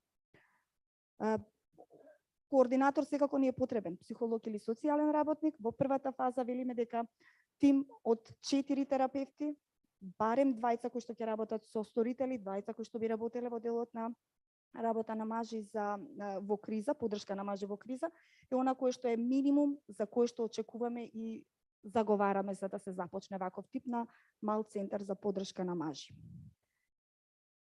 Не би должела повеќе, значи во следните неколку слајда Бојан ќе го презентира и она кое што како организација го работевме во делот на финансиски оддржливо и колку тоа би чинело. Хвала, Весна. Добро, од кога беше подготвен програмскиот концепт за еден центар за советување на мажи во Скопје, преминавме и во правење одредена финансиска конструкција, односно што значи тоа во буџет и во ресурси. Во основа предлагаме еден финансиски план кој што би бил во трајање од 3 години и тоа е заради тоа што проценуваме дека има одредени ризици доколку истиот се воспостави и му се дае многу краток временски период на трајање, односно сметаме дека неговата оддржливост би било многу повеќе доколку овој модел во почетното финансирање би се однесувал за еден поголем временски. При тоа, една од главните карактеристики на самиот центар во однос на финансискиот план е неговата промоција и едукација. Сметаме дека особено во првата и втората година на овој дел во однос на поголемо промовирање, во однос на подигнување на свеста околу потребата од грижа за мажите, менталното здравје и сите оние аспекти кои што во основа го карактеризираат грижливиот мускулитет, се многу потребни со цел да направиме поголема мобилизација во однос на момчиња и во однос на татковци кои што би користеле услугите на самиот сервис. Самата финансиска конструкција е поделена на повеќе буџетски категории од менаџирање на сервисот, даватели на услуги, делот на промоција и едукација, кој што кажав е многу важен, до обуки на персоналот, односно постојано градење на капацитет на самиот капацитет во однос на давање на поддршка и советување на мажи и сторители и секој дел на индиректните трошоци. Како одредна база основа која што ги земавме за пресметување на самите трошоци, беа трошоците кои што се однесуваат на националната статистика во Државен завод за статистика, после тоа поднатаму беа цените на пазарот во делот на советување, консултации, оно што го работат невладините организации, таму какви се таму трошоците во однос на обезбедување на сервиси, дел од нив беа преземени од некои други сервиси кои што Хера ги раководи, а се однесуваат повеќе во делот на сексуално здравје. Исто така, при самата пресметка правевме одредени апроксимации во однос на тоа како би било зголемувањето на клиентите на годишно ниво, во правење на одредени проценки, па така тука ни беа проценките околу 5 до 10% на годишно ниво, со тоа што 10% зголемување на клиентите повеќе предлагаме во делот на работа со сторители на насилство, бидејќи веќе такви програми се воспоставени, додека процентот за работа со мажи во криза, на некој начин татковци, процентот на зголемување на годишно ниво во однос на таргети би бил малце помалку, би се однесувал на 5%. Какви беа критериумите за овие годишни таргети? Секако тоа е социјалниот контекст, колку ние сме свесни дека во првично време самиот сервис би бил помалце користен таму каде што имаме доброволно јавување од страна на мажите да дојдат во самиот сервис. Секако ги земавме аспектите во однос на оно што Хера го работи со сторители на насилство, во однос на нашите бројки. Ние од прилика на годишно ниво имаме околу 50 на сторители, работиме со 50 на сторители на насилство и тоа го земавме како некој си вид на бейзлайн таргет, и секако по консултација со работната група во однос на поставување на самите таргети. Значи, ова е еден скромен буџет за 3 години, кој што е околу 130.000 евра. Секако зборам скромен поради тоа што во основа тамо се пресметат некакви минимални трошоци.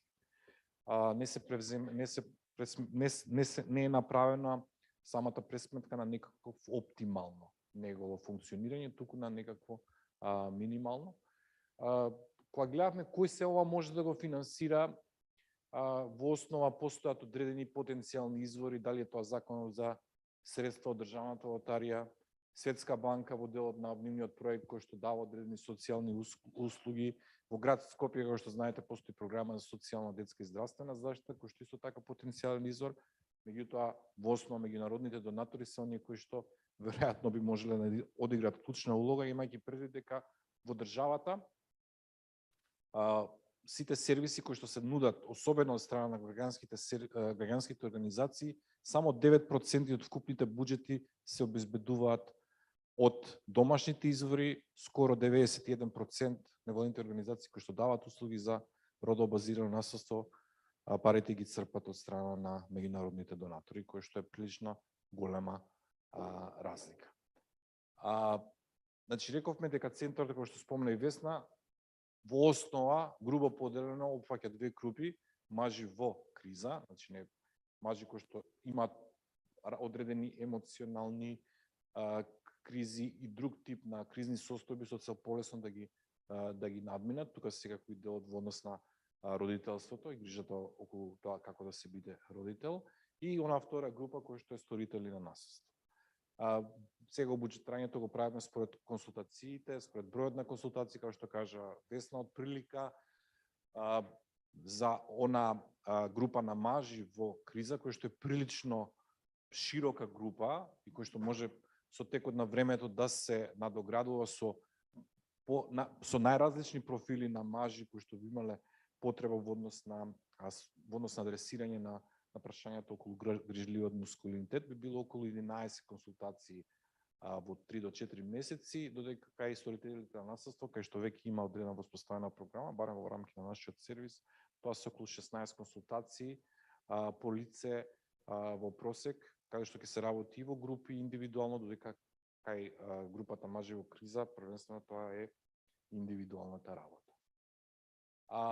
Ова се некакви таргети кои што се направени во некакви бројки, каде што ние сметаме дека од прилика околу 258 мажи кои што би биле или во едната група мажи во криза или во другата група сторители на насилство би можеле да бидат опфатени преку овој сервис, и секако тоа би биле околу приближно 4000 консултации кои што би се спровеле во рамки на овие 3 години. Секако ова е на ниво на некакви проценки кои што се направени, кои што сметавме дека се најсоодветно, најапроксимативно направени согласно на различниот контекст кој што го имаме во нашата држава, а особено важно поради тоа што ваквите програми за работа со мажи, давање нивна поддршка не се воспоставени во нашата држава и секако тој дел, особено на почетокот, би можело да биде малце проблематичен. Ние можеме да кажеме дека бројот на мажи сторители на насилство од година на година со кој што работи Хера во рамки на прв семеен центар се зголемува. Имаме се поголема, да кажеме, побарувачка, меѓутоа најголем дел од тие случаеви се практично реферал, односно препраќање од самите институции на системот. Многу малце се однесуваат на доброволно доаѓање, иако мислам дека имаме некое померување во однос на тие бројки последните години. И на крај ова се некои од параметрите кои што ги користевме, може вака самите плати на социјалниот менаџер или пак советувањето колку е цената. Секако тука ја земавме инфлацијата на годишно ниво, кој што земавме како 2%, имајќи го предвид пред почетокот на економската криза, како на годишно ниво се движеше инфлацијата, кој што беше помеѓу 1,5-2, ова година ќе биде околу 20%. Се надеваме дека другата година ќе се намали, меѓутоа во основа моравме да користиме некакви такви основи. Например, советувањето, еден час советување, она што постои на пазарот е помеѓу 800 и 1200 денари. Така да средната цена би била околу 1000 денари, кој што е пресметување. Тука исто така влегуваат и другите трошоци во однос на промоција, обука на персонал. Особено кога збориме за промоција, мислам дека тоа ќе го видите понатаму, буџетот треба да биде и трошоците особено големи во овие во првата и втората година, со цел да, што е можно, повеќе ја адресираме потребата околу грижата за момчињата, по справување на родобазираното насилство, меѓутоа исто така во адресирање на она што значи подобрена родова еднаквост. И секако индиректни трошоци кои што се потребни за одржување на овој сервис, најчесто се пресметавме како 20% од вкупните трошоци за самиот сервис. Ова е генерално таа сума на табела во однос на тоа какви би биле буџетите, пресметани, дадени во денари. Само на една од овие работи ќе потенцирам. Тоа го гледате во делот на промоција и едукација, каде што особено во првата и втората година самите кампањи, едукацијата, кои што би била на најразлични нивоа, дали во рамки на училиштата, дали во рамки на другите институции, полиција, социјални институции, домови и така натаму, би било особено би земал голем дел од буџетот, бидејќи мислиме дека е многу важна заради популаризација на самиот сервис и негово промовирање се потребни вакви сервиси. Како што гледате, тие понатаму трошоци се намалуваат со текот на годината. И самата финансиска конструкција не е дел од печатениот материјал, меѓутоа ние имаме разработено исто така како посебен документ и доколку некој од вас се заинтересира, особено донаториве, не знам дали некој од меѓународни донатори организации се уште присутен во тука, има интерес во однос на финансирање на овој еден ваков сервис, би било навистина од полза, поради тоа што самите финанси, особено во делот на инвестирање во сервисни услуги, е се помал приоритет, оно што го гледаме кај нас од страна на меѓународната заедница, што и сосема нормално, бидејќи државата е таа која што треба да ја превземе улогата кога станува збор за давање на социјална и здравствена услуга. Толку од мене. Благодарам, Бојан. Благодарам, Весна. Да, и вашите локални искуства се од клучно значење, бидејќи Хера долги години успева да го одржи првиот семеен центар и честитки за тоа, бидејќи не е лесно воопшто да се работи во нашава средина, особено затоа што немаме дефинирани и разновидни извори на финансирање. Како што спомна Бојан, само 9% од изворите се домашни, остатокот е сепак од меѓународни донатори и за жал се уште зависиме од нив. Ова е многу важен фактор, особено затоа што целата оваа работа бара од нас многу напори, како што спомна Бојан, ќе биде тешко на почеток да се креира доволно свесност и разбирање колку е потребна оваа работа и колку поддршката и разговорот за реконструирање на машкост и унапредување на менталното здравје и справување со овие негативни однесувања ќе бара од сите нас промена на свест и најпрво да почнеме од самите себе си и да се преиспитаме како ние стоиме со овие прашања, за да можеме после да му помогнеме и на општеството и на оние околу нас. Зборуваме за мажи во криза, ќе спомнам само цела една генерација во која влегуваат и моите родители во 90-тите, на која што не успеавме да им помогнеме, токму затоа што многу од бизнисите што постоеја во земјата пропаднаа и мажите беа главните жртви затоа што жените побрзо се снајдоа во кризата во која што се најдовме во 90-тите, особено во оние индустрии каде што жените доминираат во однос на вработување, за жал помалце платени како текстилната, кожарската и слична. И токму тие мажи, кои денес се веќе возрастни мажи, се пример за тоа зошто треба да се работи со мажи, за да им се помогне, за да и тие успеваат да придонесат во општеството подеднакво и да успеат да уживаат во домот и во грижата за децата и нивното растење заеднички како и нивните жени. Ја спомнавме државата, фала и на Лидија што издржа до крај и како последна говорничка на овој панел и благодарност секако до Министерството и особено до Лидија и незините колешки што не поддржуваа во овој процес целава измината година и одвојуваа време за работни состаноци, за да можеме да дојдеме до овие акциски планови. Лидија Штеријов, како представник на Министерството за социјала и труд, ќе ја замолам да ја даде, да не го прикаже аспектот на Министерството и како планираме да се справиме со оваа тема за која што сме тука денес. Повели Лидија. Благодарам, Тања, за поканата и чест и задоволство ми е што присуствувам денес на оваа завршна конференција. Грижи се машки од свесност до вклученост. Имаме многу работа, а и многу сме направиле, меѓутоа продолжуваме понатаму сите заедно. Тешко е да се биде последен панелист и да го задржиме вниманието на луѓето што остана.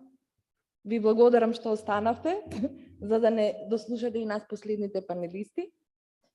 Би тргнала со тоа што насилството врз жените и семејното насилство представува еден од најсериозните проблеми во денешницата и затоа кон негово решавање потребно е сите заедно да пристапиме темелно и одлучно. И тоа преку превземање на долготрајни активности кои ќе придонесат до прифатливи стандарди на однесување и висок цивилизацијски степен на комуникација помеѓу мажите и жените. Би се осврнала на моменталната состојба, институциите согласно моменталната национална легислатива имаат мандат за превземање на предвидените мерки и механизми за заштита на жртвите, што позразбира дека поединечните овластувања се точно определени со обврски и одговорности за постапување како на органите, така и на стручните лица кои што се вработени во исти. При заштитата на жртвите,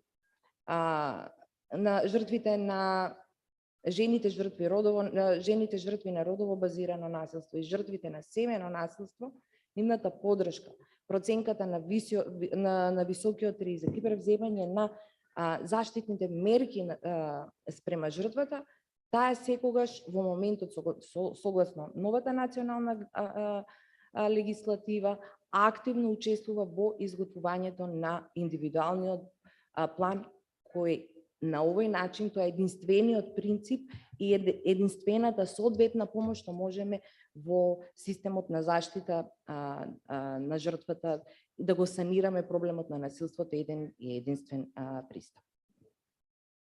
Системското решавање на проблемот со родово базираното насилство и семејното насилство зависи од паралелната работа како од една страна со жртвите на родово базирано насилство и семено насилство, така и со работата со сторителите на насилството. На тој начин ќе постигнеме целосна идентификација на проблемите, што ја попречуваат функционалноста на семејството, во насока на градење на стабилни односи помеѓу сите членови како во семејството, така и во општеството. Решавањето на проблемот е холистички и бара активна партиципативност на сите субјекти во системот. Зошто го зборувам ова? Би се вратила наназад неколку години. Во 2004 година за прв пат семејното насилство беше препознаено во националната легислатива. Од 2004 година, како носичко министерство, заедно со надлежните институции, како што се Министерството за здравство, Министерството за правда, Министерството за внатрешни работи и Сдруженијата, работевме во делот на заштитата на жртвите на семејно насилство. Не само на заштитата и поддршката што ја дававме и во споставувањето на сервисите, работевме и во делот на зајакнување на јавната свест за препознавање на насилството, меѓутоа и обуки понатаму како за професионалците од различните институции, така и мултисекторските обуки кои што ги правевме со поддршка, денес овде присутни Дејана Ајдуковиќ и Марина, професорите и Марина Ајдуковиќ преку Психолошкото друштво од Загреб. И тие мултисекторски обуки за постапување на професионалците и до ден денес се многу битен дел што ни помогна како заедно да комуницираме и како заедно да постапуваме. Бидејќи во системот, доколку една алка ни се скине, пропаѓа целата работа и заеднички мораме секој своите задачи да си ги заврши, бидејќи во фокусот на нашата заштита, на нашата поддршка е жртвата. До 2010 година работевме на ова, меѓутоа сторителите ги оставивме некако за утре. 2010 година веќе како министерство се видовме дека доволно јакневме само капацитетите и на професионалците и подигнување на јавната свест. За да имаме успешна заштита на жртвата, мора да почнеме да работиме и со сторителите на семејно насилство, тогаш по националната легислатива. И затоа пак поддршка побаравме исто од преку побаравме поддршка од и примерот го земавме од хрватскиот модел, со тоа што програмата хрватската програма што се имплементираше за работа со психосоцијален третман со сторители на семејно насилство се адаптираше во наши услови, беше донесен правилникот за воспоставување прв пат на советувалиштето за сторители и во самиот правилник како составен дел беше дадена и таа програма, структурирана програма по која што ќе се работи со сторителите на семејно насилство, односно ова беше насилство од интимен партнер е структурата на оваа програма. Оваа програма ги има неколку водечки цели, тоа спречување на насилното однесување на сторителите на семејно насилство, воспоставување на самоконтрола на сторителот на семејно насилство над своите емоции и однесување, стекнување на увид во сопственото насилно однесување и прифаќање на одговорност за него, учење на социјалните вештини со кои што сторителот може да го промени своето однесување и усвојување на нови ненасилни образци на однесување и промена на семејните вредности. Во моментот, како што кажа и во ведното излагање министерката, значи во моментот Министерството за труд и социјална политика има воспоставено 8 советувалишта кои што се во 6 плански региони на територијата на нашата држава. Не се опфатени сите плански региони. Тоа е предизвик за нас, за да ги воспоставиме и да ги покриеме другите плански региони. За да ги воспоставиме, јас морам да ја, бидејќи заштитата, постапката е со Законот за спречување и заштита на насилство врз жени и семејното насилство, меѓутоа, воспоставувањето на самите социјални услуги е во делот на Законот за социјална заштита.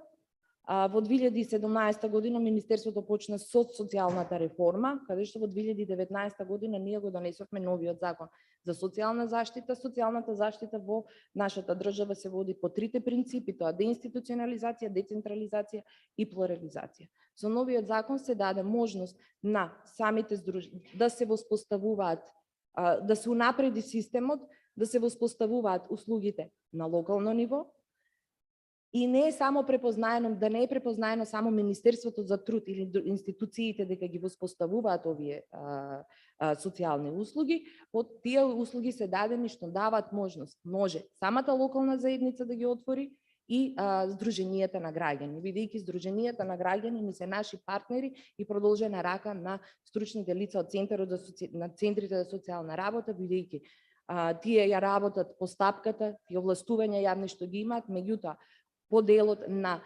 заштитата на услугите што се дава, дали се станува збор за собитувалишни услуги, дали станува збор за засолниште, тоа е овде е потребно тие услуги да ги даваат самите здруженија на граѓани. Со воспоставувањето на услугите во заедницата и вклучувањето на сторителите во ваква структурирана програма, како што претходно и ги кажат водечките цели, ќе овозможиме на сторителот на насилство да се стекне со нови модели на однесување за контролирано и ненасилно однесување.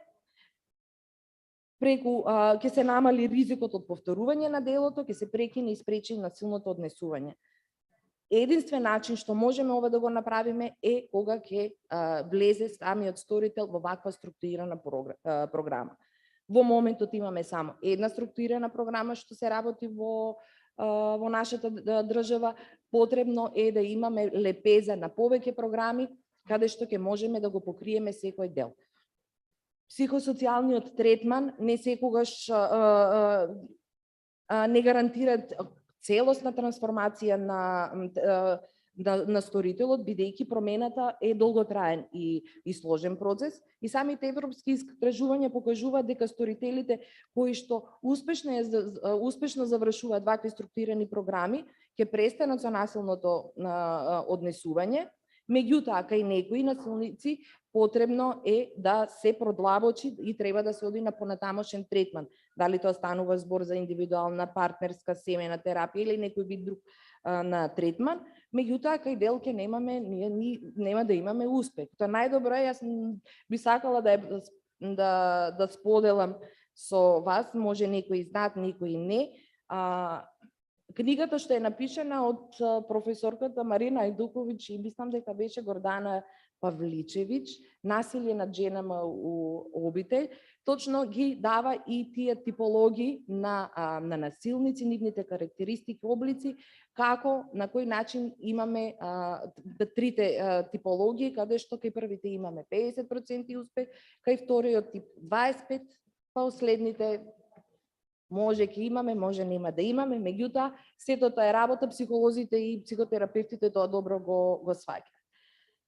Затоа, во моментот одиме, кажа и претходните паналисти, посебни програми за превенција се уште немаме такви структурирани во нашата држава и затоа од исклучителна важност ние работата на превенцијата на родово базирано насилство и вклучување на момчињата и мажите во превенцијата на насилство преку градење на култура на толеранција, меѓусебна почит уште од најраната возраст. Само на овој начин, со превенцијата, можеме да го намалиме јазот помеѓу родовата нееднаквост и намалувањето или спречувањето на насилството, како врз жените, така и насилството во семејството. Ја кратко скратив од делот на моето излагање со оглед на времето. Ви благодарам многу.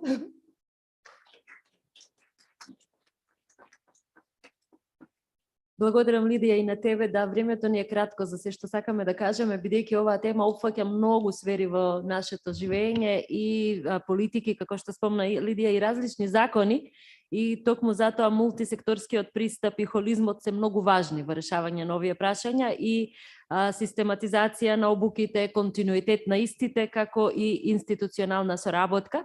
Токму затоа би сакала да спомнам дека едно од клучните предлози и препораки во рамки на анализата што ја спроведовме е дека мораме подитно да го донесеме протоколот за интеринституционална и мултисекторска соработка и соодветни модели за финансирање на акциските планови кои секако не можат сами да се спроведат ако немаме доволно тимови и средства за истите. Имавме супер проценка за анализа на трошоци од страна на HERA, за која што мислам дека воопшто не се големи средства, со оглед на фактот дека навистина има структурна помош кон нашата земја дури во рамките на EU пристапните процеси. Мислам дека може да се најдат модели за решавање на ова ако заеднички пристапиме, како што спомна Лидија, а државата и граѓанскиот сектор треба заедно да работат на ова поле, заедно со стручњаците или експертите во оваа област. Ќе ве замолам за внимание уште малце, приближуваме кон крајот, би сакала тука некаде да ги сумираме сите овие нешта и дека се надевам во блиска иднина, наместо само препраќање на сторители за работа со нив, дека ќе имаме и доброволие за пријавување сопствено и дека ќе поработиме на сопствената свест за тоа, па дури да не сме насилници, да се преиспитаме себе си, каде сме, кои сме и како можеме да си помогнеме себе си и на другите. Имаме кратко време за прашања, меѓутоа добредојдени се прашања и коментари од ваша страна и евентуално било какви појаснувања од страна на присутните. Така да слободно можете да кренете рака и да побарате микрофон ако сакате нешто да поставите прашање или да искоментирате во однос на темите што ги опфативме денес.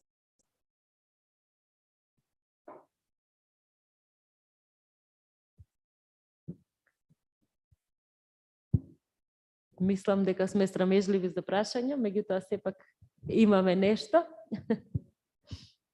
Thank you. I have a question for Moritz and Nadine, but that question was inspired by Bojan's presentation. My question is regarding, do you have supervision, clinical supervision as a part of your work? And what is the ratio of female and male staff? Because when I was looking at Bojan's budget, I noticed no supervision. And I know that in some contexts, this is something that is taken for granted and it is not mentioned. So those are my two questions for you, inspired by Bojan. Okay. We have supervision in Austria. Okay. Does it work? Yeah. We have supervision in Austria when in work with perpetrators. We meet for team supervision every 6 weeks for 2 hours with a psychotherapist, call it clinical supervision, you could call it, where we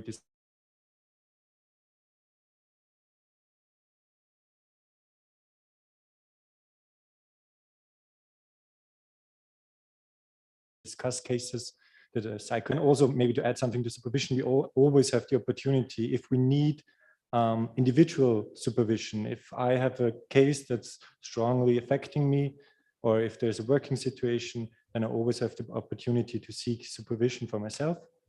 I only have to gender-sensitive supervision. There, I would say so, yes, because I can also, sometimes there are cases that are deeply affecting myself, that are also doing something with myself, and then I have to seek supervision, also counseling, maybe also reflect on my gender as well, yeah. And I would say that our supervisors are really sensitive on gender terms.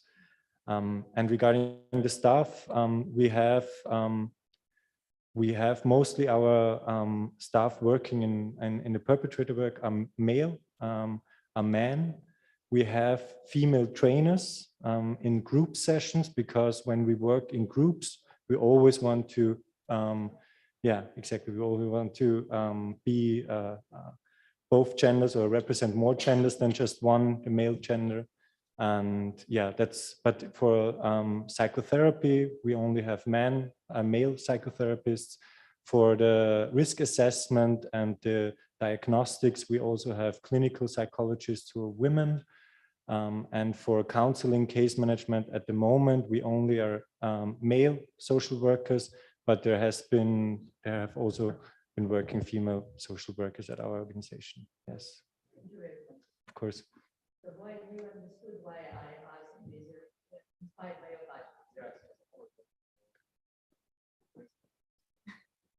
Во рамки на буџетот, Бојан не го постави тоа како важна информација која што треба да се стави, е ставен на слайдот ваучери за континуирана едукација и всушност во тие ваучери за континуирана едукација кои што се предвидени, всушност се овие супервизии предвидени на индивидуално ниво. Значи, тимот кој што работи во рамки на центарот е значено и меѓу другото тоа е адресирано, но не го посочи како такво, така што благодарност што го покренавте. И практичното искуство во работењето низ овие години ми кажува дека ваков тип на супервизија мора да биде обезбедена за тимот поради превенција од согорување, но и рефлексија до каде сме, што се случува, затоа што секој од нас индивидуално може да биде покренат од некаков случај и доколку ги немаме овие типови на супервизија не можеме да зборуваме за квалитетна услуга. Во неколку години пред ова имавме поддршка во рамки на нашиот тим и нашето советувалиште. За жал, последниве година и пол, тоа исчезна заради кратењето на буџетите и средствата и некако приоритетот го дадовме кон другите, што исто така не подсетува на тоа дека време е да се вратиме на грижата за себе и на нашиот тим, така што апсолутно многу значено и одлично што го покренавте. А од аспект на мажи и жени, родовата сензитивност, тоа е едно од работите кои што се посочени во самата концепција која што ја видовте и ја добивте овдека, е достапна и на QR кодот онлайн, значи се веќе закачени и на македонски и на англиски, е посочено колку е важно да родово сензитивниот пристап и работењето бидат запазени, така што и самите терапевти, советувачи кои што ќе бидат ангажирани, има предвидено кои стандарди треба да ги задоволат. Значи, размислувавме на тој аспект, затоа што навистина, ако сакаме да работиме, треба да бидеме родово сензитивни по однос на давање на поддршка. Подетално, значи, во однос на овој дел има и во самата концепција посочено. Ви благодарам. Ина, што го покренавте ова многу важно прашање, затоа што забораваме дека за да можеме да им помогнеме на другите, прво треба да си помогнеме себе си, а токму оние што се најисторени во оваа област и работат со жртви на вистина имаат потреба и од супервизија и од сослушување. Да, нешто што го забораваме кај нас многу често, особено кога треба да буџетираме услуги, меѓутоа е клучен сегмент за да имаме здрави психотерапевти кои ќе може да им помогнат на нивните клиенти. Дали имаме други прашања? Имаме, ако може микрофон, колегите да однесат. Здраво. И моето прашање исто ќе биде насочено кон гостите од Грац. Мене ме интересира, ако добро разбрав, концептот на советувалиштето е како тоа што Хера го предлага, да се отвори кај нас, односно таргет групи се мажи во криза и сторители на насилство. Мене ме интересира дали, не го фатив моментот колку време постои советувалиштето, меѓутоа ме интересира дали имате направено некаков тип на евалуација на тоа колку е ефективна самата терапија, односно дали мажите кои што поминале терапија го имаат повторено насилниот акт, и дали тоа се случува, бидејќи сметам дека тоа би било добра алатка за адвокаси кој што би можело да се сподели и овде, да се користат аргументи од тој тип, односно дека таков тип на терапија практично се совршена превенција и помагаат да практично насилството не се повтори во иднина. Благодарам.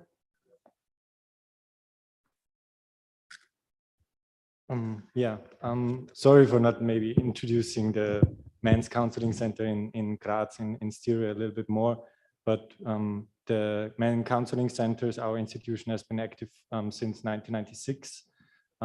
We offer men counseling for men in crisis, with no, or there does not have to be any connection to violence. And we have a department for work with perpetrators specialized in violence. In the department work with perpetrators, we offer group training, anti-violence trainings, and forensic therapy. When it comes to evaluation, that's I can't really say any numbers now, how effective it is, because it's really hard to evaluate. We offer psychotherapy for a period of 3 years, usually. So we have at the beginning of the therapy, we have an initial assessment, a clearing diagnostics, where we assess the risks and also design the interventions. And at the end of the therapy, we have a post-evaluation, you could call it, or a post-clinical diagnosis, how effective it was. But it's more like on an individual level. We don't have general numbers, how effective our therapy program is, but there is, from work with perpetrators from the European network, there is an impact toolkit they provide. Maybe you can also add something there. They provide a toolkit how to evaluate perpetrator programs. I can't name any numbers. Maybe Ellie, you can add something, but or Dan, maybe. Yeah.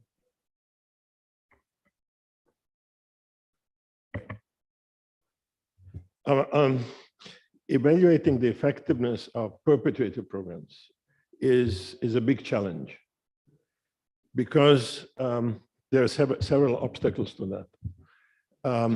Those who enter into the program and they complete it, we do evaluation of the change that we saw from the beginning to the end.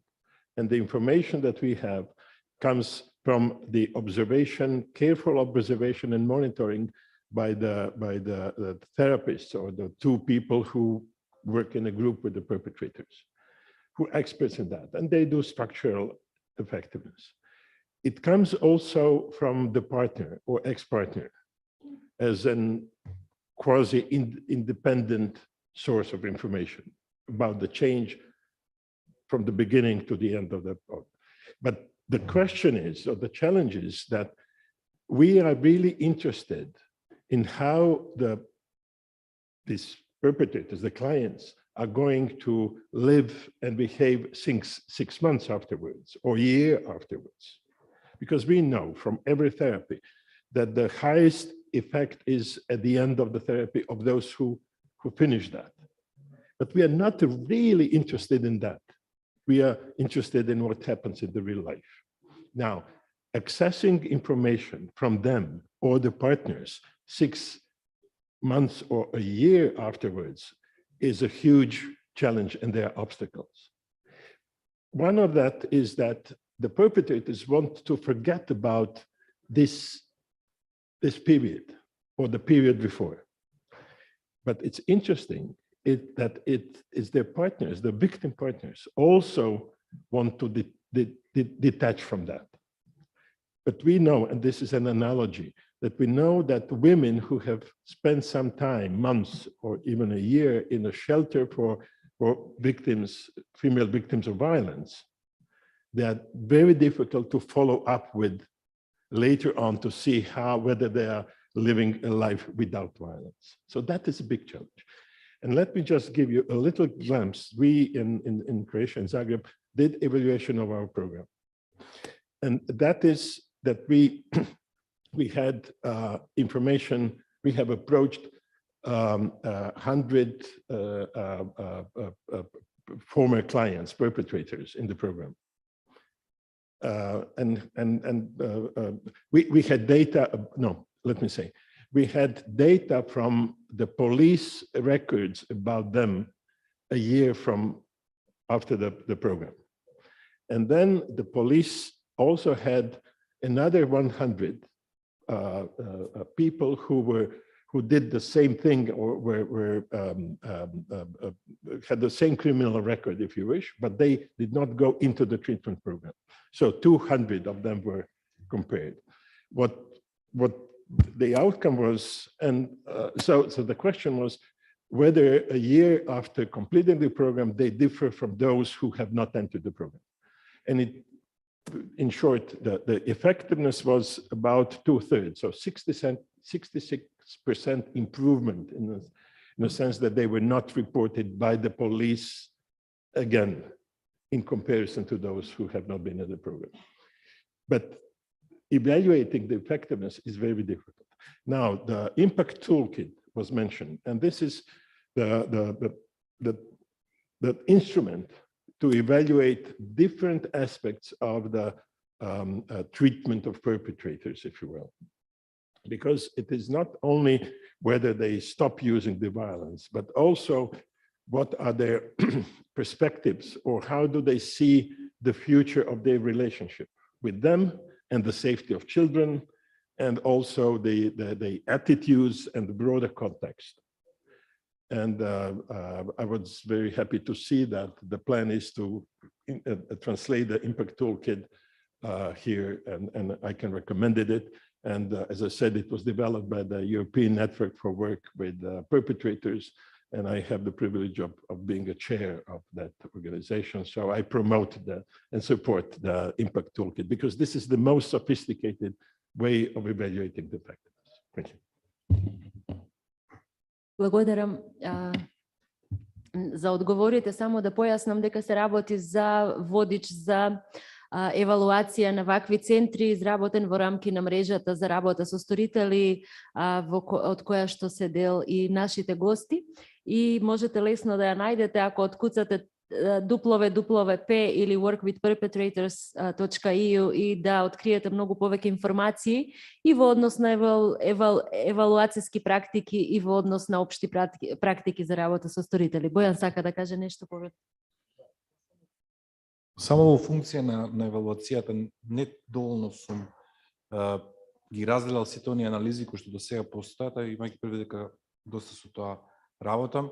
Мислам дека оно што е многу важно е како ќе се постават индикаторите во однос на тоа како ќе се мери ефектот. Можеби еден од индикаторите како што спомна тоа Дуковиќ во делот на дали повторно имаме репортирани случаи во полиција во однос на тоа. Меѓутоа може да се најдат и некои други параметри преку кои што можеме да евалуираме во однос на тоа колку е среќна сега партнерката со својот живот, колку она смета дека поинаку се промениле да работите, колку он можеби перпетраторот, односно насилникот, направил нешто поинаку во животот, надградба или слично. Така мислам дека тука постојат различни начини на кои што можеме да евалуираме импакт на една евалуација, не секогаш да се фокусираме тоа дали ќе се повтори насилството, бидејќи мислам дека тоа исто така многу често го давам како пример во однос на тоа како се воспоставуваат индикатори во однос, не знам, на намалување на криминал во однос на одредена општина. Не е секогаш во однос на тоа дека се намалил криминалот во таа општина. Многу интересно во Америка еден од индикаторите преку што тоа се следи колку се намалил криминалот и колку ресторани се отвориле во последните 2-3 години. Така да мислам дека самиот начин на поставување на индикаторите во однос на мерење на одредени влијанија секако дека имаат, секако може да дадат различна тежина и затоа се согласувам, многу е челендж, многу е предизвикувачки да измериш ефект на една ваква програма. Да, бидејќи спомнавме дека има многу различни параметри што треба да се земат предвид и буквално сите аспекти на општественото живење или пак на развојот на една личност.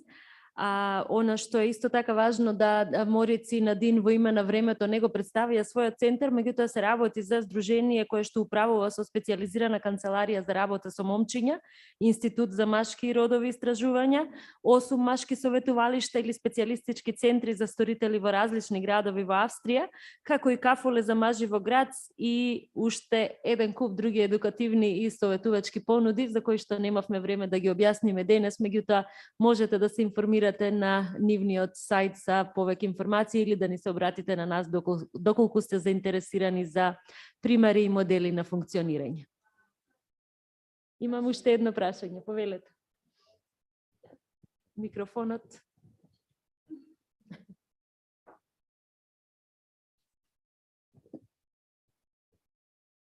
Јас имам прашање до нашите гости од Австрија и од Хрватска. Дали во вашите земји се работат програми за работа со сторители на сексуално насилство и кога? Дали во каков контекст? Дали како условна казна, нешто што се обврзува за да помине сторителот на ваков тип насилство за да не оди во затвор, или пак има такви програми во затворите?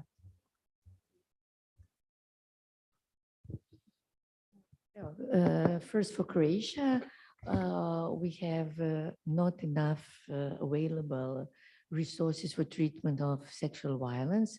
We have very important NGO, Ženska soba, who are specialized for treatment, providing services to female victims of sexual abuse. But as a matter of fact, we don't have any NGO for male victims of sexual violence. And this is still a big taboo in our country, although we know that a lot of young men or boys are victims of sexual violence, and then they are receiving treatment possibilities in child and adolescents polyclinics in which they can be treated. But the whole issue of male being sexually victimized is not visible enough. And of course, there are treatment facilities in prisons for perpetrators of sexual violence, and there is a program for that. But outside of prison settings, we don't have treatment facilities for perpetrators of sexual violence. And there is also one book that is publicized by with that from psychiatric point of view, but this is not as good as should be.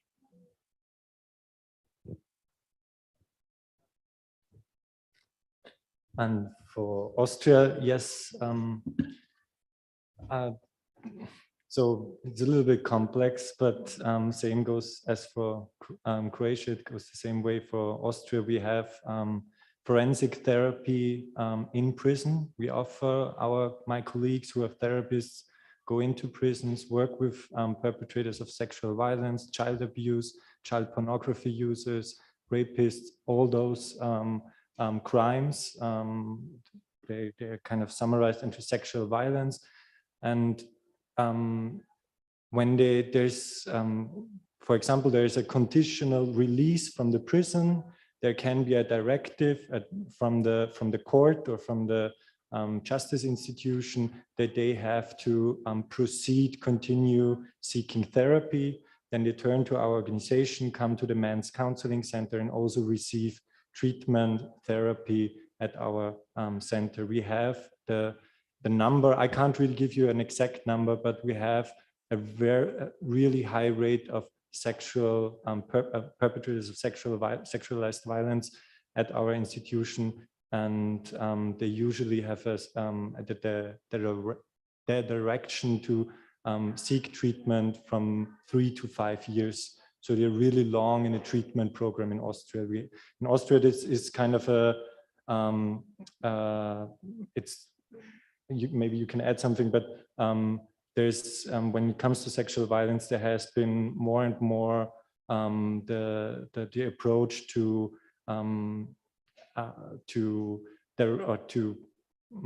implement treatment instead of penalty, it's called. Because there is a high risk of perpetrators of sexual violence that they will reoffend, that they will perpetrate again. So they need to have someone as a support organization, a therapy, that they can then be treated. Prison does not really prevent from sexual violence. That's an experience. And that's why they're more and more fostering, implementing treatment programs for perpetrators of sexualized violence. Yeah. But always in a mandatory aspect. That's also something I wanted to add. Usually we don't have clients coming to us voluntarily saying they have been sexually abusing someone or sexual offenders. They're mostly sent to us by justice institutions as courts or prisons, for example. And for male victims of sexual violence, I can say we work with 80% girls and women and 20% boys and men. So every victim of male victim, we work with them the same way we do with women and girls. Mm-hmm. Yes, please, Ellie. Concerning boys, concerning male victims of sexualized violence in Austria, there is also the issue that So on federal level, violence protection centers like the one in Nadine works in, they work with male victims of sexualized violence, but also there is a special counseling possibility in Vienna. They solely focus on working with male victims of sexualized violence. And there is also a program for men who are about, who have the desire to have sex with children. It's called Nicht Täter werden, so don't become a perpetrator. So this is I would say, a secondary prevention program for men who feel this desire, and so they work with them also at the Men's Counseling Center in Vienna. So there are special programs for potential perpetrators and for those who were affected by sexualized violence. Thank you, Ели. Благодарам, Ели. Мислам дека имам уште едно прашање. Излеговме надвор од времето, но во име на почит кон сите вас ќе оставиме простор за уште едно прашање. Господинот има, ако може, микрофонот. Фала, Филип. Благодарам, предсе, за вашите презентации и исцрпни излагања. Јас сум подполковник Страшо Стојчевски од Министерството за одбрана. Имам едно прашање до сите вас кој може да одговори. Значи, свесни сме дека многу мал процент на жртви се осудуваат да пријават било какво насилство, вклучувајќи и сексуалното базирано насилство. Според ваше мислење, кои би биле најдобри механизми за заштита на жртвата со цел да охрабриме да пријави насилство, а истото тоа се однесува и за сторителот? Благодарам.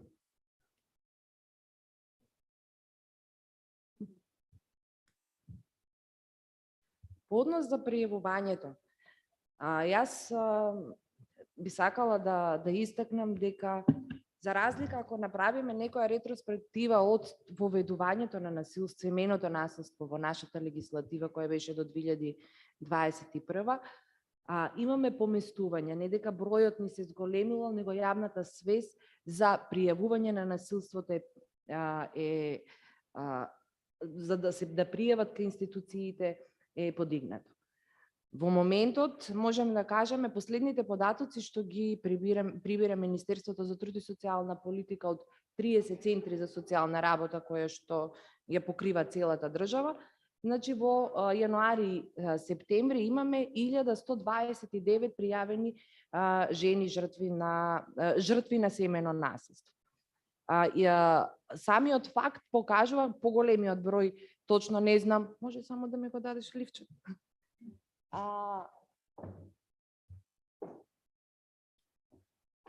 Од овие 1129, 792 се жртви жени, 177 се мажи, а деца ни се 160. Како сторители, бројот ни е 941 мажи и 95 жени. Сакам да напоменам од сите овие податоци, со овам последните податоци јануари-септември, може да истакнам дека во предизвик ние не сме добри, меѓутоа не сме ни лоши во однос на постапувањето со жртвите на насилство, бидејќи и ја имаме таа мрежа, ја имаме таа подршка, препознаени се и самите здруженија, граѓански здруженија кои работат на оваа проблематика. Институциите согласно закон имаат точно надлежности кој кога каде треба да како треба да постапува. Должното внимание, поддршката или придружбата, жртвата може да си бире и придружник за да дојде до самите институции. Знаеме дека некогаш жртвите немаат доверба во институциите, свесни сме за тоа.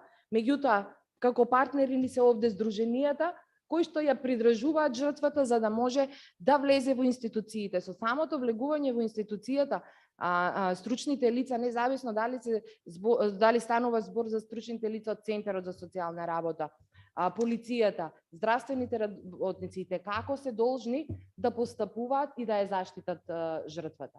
Самата бројка ни го покажува тоа дека институциите работат, меѓутоа предизвик е да бидеме многу подобри, затоа и сме овде, повеќе програми да има, за работа не само со жртвите, него туку и со сторителите, не само на третма на сторители, мораме како држава слабоста ние што не работиме во делот на превенцијата.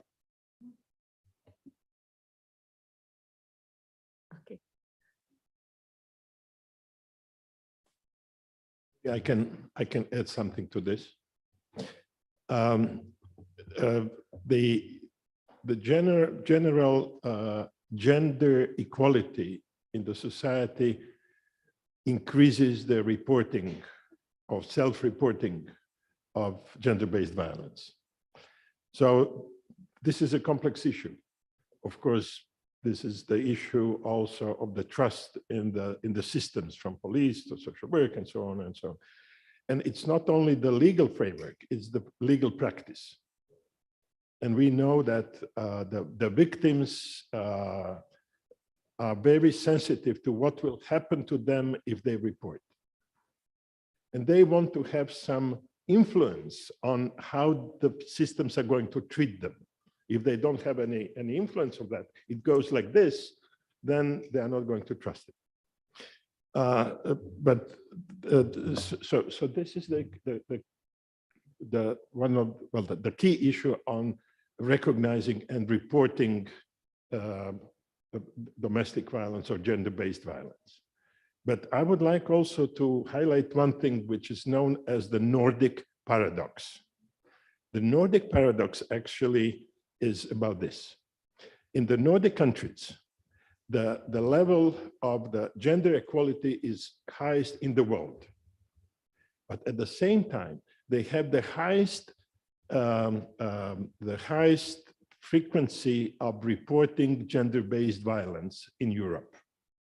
And this is paradoxical in a way, because you would expect that with the gender equality, the violence goes down, and there are the systems to prevent it. So we must be very cautious about what we measure or what we take as an indicator. So the more the people are sensitive to gender-based violence, they're going to report more, which does not mean that the violence is actually going up. So I just wanted to point out that it's not that simple. Thank you. Ова е навистина многу важно Just согледување. one more, can I just? I would just like to add how to, sorry. Oh, no, I thought it. I also would like to add very simple how to motivate victims to support, to report, provide them safety net. If they are not sure that reporting violence will not end in additional violence, they will report. If they are not sure that we are protect them in that process, they will be ambiguous or report once having a bad experience. And very often they tell me, never more, I will not report. I was not treated good in that procedure. I was not protected. So this is something that we have to be aware that network, safety network for them has to be visible, efficient, interdisciplinary, and this will support females to report. Yeah, I totally agree with you.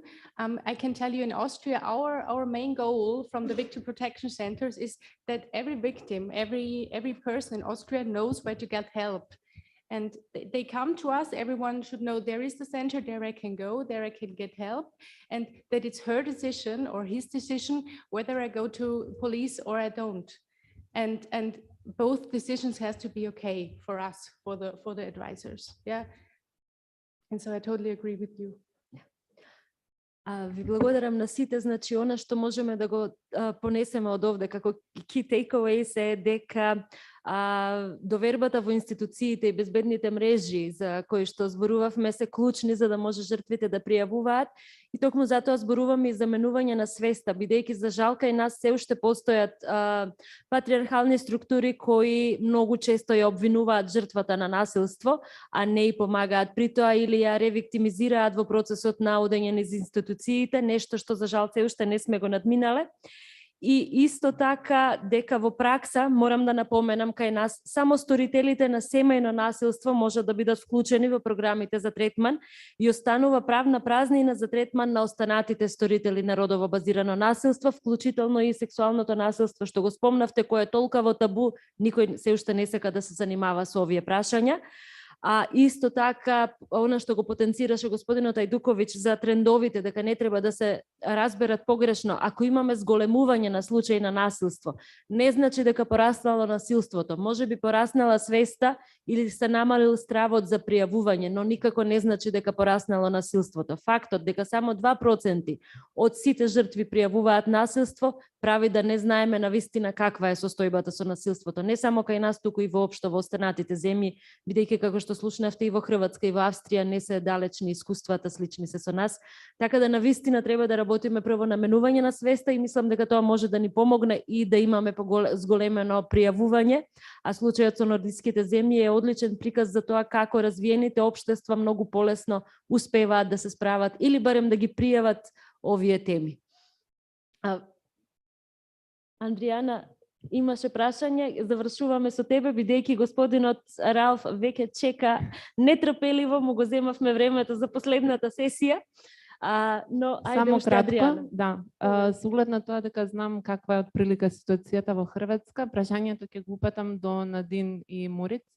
Дали и во која мера на тоа што го работите и општо на заложбите за родова еднаквост во Австрија влијае антиродовото движење? И како се справува општо таму, да кажам, државата со овој феномен, кој што станува се поприсутен не само нели во Европа, туку и многу поширок.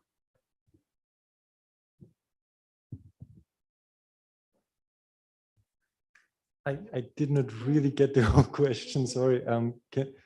Anti-gender movement. Yes, does it affect your work or the general national efforts towards gender equality? And if it does, how do you deal with it? Ellie, do you want to maybe, because she's an expert, she's more of an expert in this terms.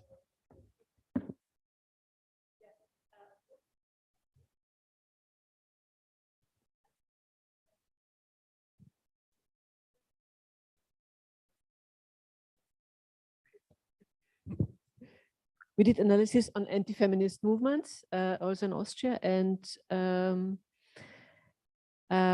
yeah, it affects our work because, as I said before, the narratives of the anti-feminist movement very much focus on men as those who lose in societies. When it comes to violence, we heard things like close down women's shelters because they represent the hate of men, or they symbolize the hate of men. So we had all these narratives, or boys lose in the education system.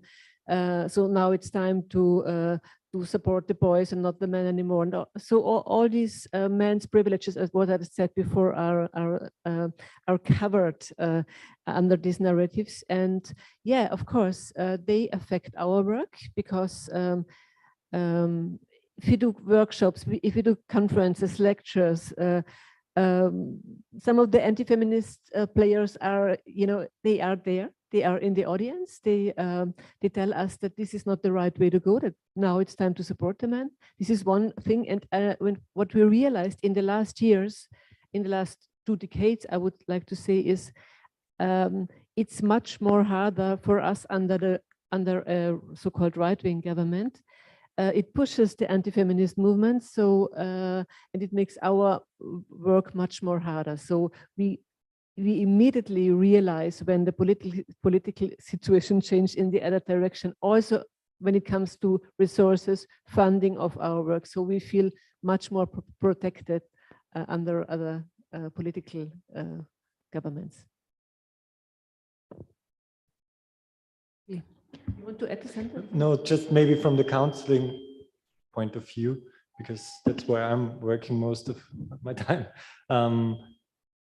It's also reflected then in counseling sessions that men who come to us, they have their certain, they're misogynist, of course, they have certain attitudes, and they kind of represent, or they take over the discourse, the anti-feminist, anti-gender discourse, and that's a challenge for us in in counseling then again. So that's more what I experienced, that men call us on our hotline, on our 24/7 hotline, for example, and they occupy the hotline. They want to disturb our work. That's something that challenges us, because they're then motivated by politicians, by media, by whatever. Yeah. One more sentence to that. This is why I made this triangle model. I think the triangle model is very relevant. In Austria, when the anti-feminist movement is growing, so people are not sure if they go to a men's counseling center, if this is an anti-feminist movement center, for example. So you really have to make it clear what differentiates institutionalized men's work, boys' work, work with perpetrators, men's counseling, from the anti-feminist movement, because they also say we work for men, we work with men, we work for men. So we really have to pay attention to this golden triangle from Michael Messner and show, okay, we reflect on men's privileges in society critically, we address the diversity of masculinity, and we address the cost of masculinity, while the others solely address the cost of masculinity. So you have to make it clear for the whole public. So this is a balanced approach versus an unbalanced approach in the anti-feminist movement. And this makes our work much more clearer and easier to understand for other people. Ви благодарам на сите. Андријана на крај отвори една сосема тема сама за себе, прилично специфична, која што за жал ни влијае на сите и влијае на прогресот што би можеле да го направиме на ова поле, токму затоа што носи со себе негативни практики и уште толку вкоренување на стереотипи против кои треба да се избориме и ги збунува клиентите на ваквите центри или пак општата популација која за жал не е експерт за да може да ги осознае вистините позади ваквиот тип на движења и информирање, кое за жал во 21. век е многу лесно да се случува. Јас тука, иако знам дека темата е интересна, ве поканувам да ја продолжиме понатаму и на крај со кратката закуска, меѓутоа пред тоа да се случи, ќе го повикам Ралф, кој што чекаше и трпеливо за да дојдат неговите минути. Ралф Пукер, исто така од Сдруженијето за машки и родови студии, од Австрија, ќе позборува на крај во сесијата што го затвара овој настан за тоа како може оваа работа да биде контекстуализирана во рамки на европскиот контекст и каде да одиме понатаму од ова што го кажавме денес. Повели Ралф и благодарам до сите учесници и интересот за оваа тема да вас се разбира.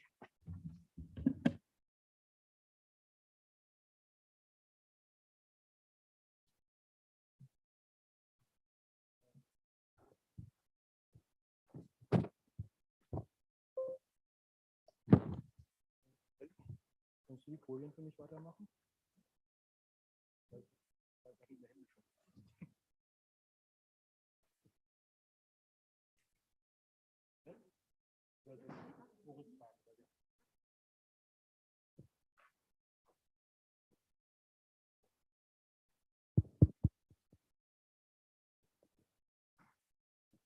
So, good afternoon. I hope you have a rest of concentration for me, but I try to make it really short. I don't start to repeat all the detailed important informations and results from the project which you have heard during the day. I try to go back some steps and look on a, let's say, satellite perspective on the project.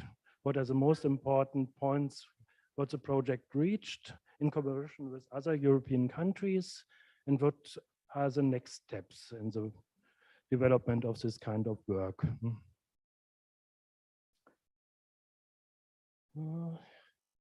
So yeah, thank you. The next slide. So the whole project has worked on two areas of the work: primary and secondary prevention of gender-based violence through the work with men and boys. And I will go through both topics a little bit with the current status, the comparison with the other European countries, and the next steps. So the next slide, please. So what is the current status with the primary prevention of gender-based violence, the broader topic? Macedonia has now a national action plan for the next years. What is planned to do in this area to work with men? And what you have heard also, the concept for a men's counseling center. And what is also important for the capacity building is that Dean and colleagues have trained 40 professionals in primary prevention on gender-based violence. Okay, next. Yeah, for the context in Europe, a little bit history of this working with men. In the 80s, some men, mostly in men's groups, started to discuss and the role of men and gender equality, what men could do in this area. And they started after a while to create organizations who work with men on these topics. And what means often that they started to found a center for counseling with men, or as a meeting point for men who wants to discuss and support the change in the men's role. And that was done in Europe, firstly in the 80s in the UK, in Norway, Germany, and Austria. And the next decade, I think in Italy and Spain, started this kind of work. And newcomers are in this kind of work with men, Albania and the Czech Republic. Yeah. Okay, sorry. Okay, I hear it. Okay, so all countries who have this long history have now centers to support men in the development of gender equality and violence-free masculinities.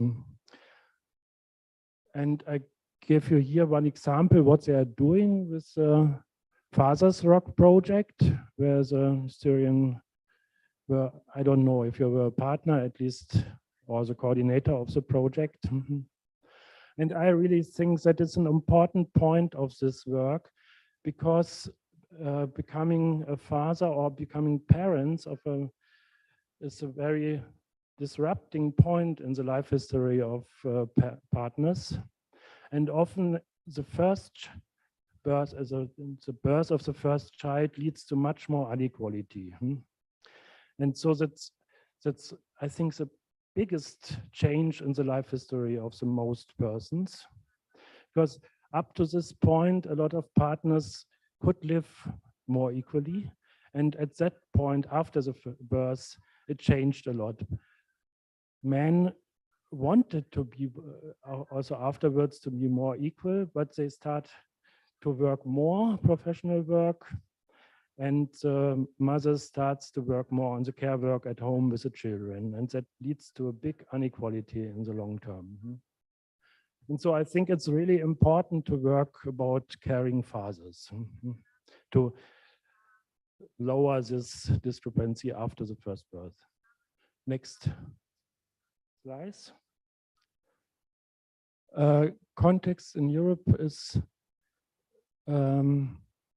okay.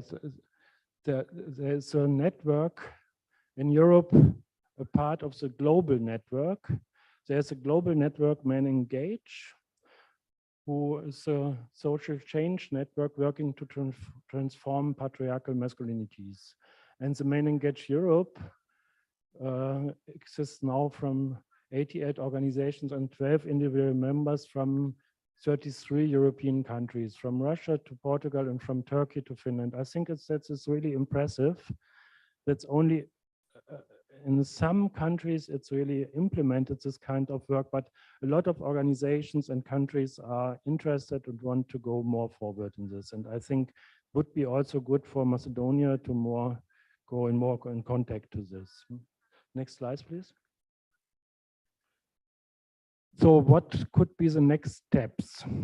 I think what Bojan said this morning, that we built in this project a good foundation for this kind of work, is true, but not everything. I think we have also a plan for the house.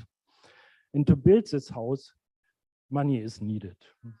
So the first thing is, I call it fundraising, fundraising, and fundraising. And important to get reliable financing, not only for pilot projects and from international sources that could help to start and think, but we need this kind of work needs also national money and continuous money so that it's possible to plan forward. And yeah, I think practically it's the start of a men's counseling center could be the next important step as a crystallization point for further development, as a meeting point for engaged men. And I think what is also important and is not done so much up to now is networking on a local, national and European level. That's important, for example, for quality development, so that you could learn from others how to do the work in a good way. It's not always necessary to invent the wheel again. And the other point is this networking ensures a little bit that you not lose the perspective of the work. As Ellie mentioned this morning with the triangle, because there is always a risk if you work with men that you go more to the costs of masculinities and less to the privileges of men. So, and I think networking is helping against it. So, okay, yeah, now the second topic of the project, the current status in North Macedonia. I think what is really astonishing also from this perspective on Europe, that it has a well-developed legislative framework, better than the most countries. And also that it has already standards for the work with perpetrators is good and astonishing in a way. But if it comes to practice, Macedonia is not very well up to now, it's not very good. There's only some small programs based on the standards, but now we developed this national action plan and there are more trained professionals now after this project. So that's a good starting point to go forward, I think. The next slide, please. Again, the European context, more countries than with the other are engaged in work with perpetrators of domestic violence. A large majority of all countries have programs to work with perpetrators of domestic violence. And these programs are mostly based on standards, based on the guidelines developed by the European network, what we have spoken about today more than one time. So, yeah, a picture from Zagreb. The European network has every year an annual conference to meet, to exchange knowledge, to learn from each other. And this was in Zagreb, and the Nantes organization was the host of this. And the European Network for the Work with Perpetrators was founded 2008 as an informal network and 2014 as a formal independent organization, and has now 70 members from 34 European countries. And the most of the Balkan countries are also included in this network. I think, as far as I know, only Montenegro and North Macedonia is not member, or no organizations from these countries are members up to now in the network. And I think it would make sense for the North Macedonian programs to be member of this network. So the next steps in the work with perpetrators, I think the national standards are good, which exist up to now, but it could be revised a little bit more on the topics on risk assessment and victim safety.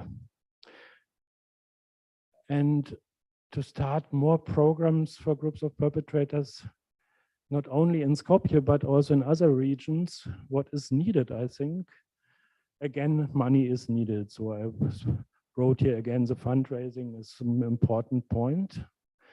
And I think also that yesterday we were in the First Family Center of Hera, where they have a program for perpetrators, and they told us that they have a waiting list now. And that could not be. And it's too risky if perpetrators are in a waiting list. Too risky for the victims at the end, because they feel safer if the perpetrators go to a group program for perpetrators, and if they are not then in the waiting list, I think it's a big risk that more violence happens at that time. And it shows that here is really a need and a demand for this kind of program. And again, also for this, networking would be helpful and good. Next. Yeah, that's in principle everything. In short words, Dean asked me in the break, what is my message? Or it's difficult to say what is happening today. And I said, no, I think at the moment it's really money. Money is needed to go forward with this. So I would like to say thank you to all of you for the attention today, for the good cooperation with motivated people, and I hope the best for this kind of work for the future.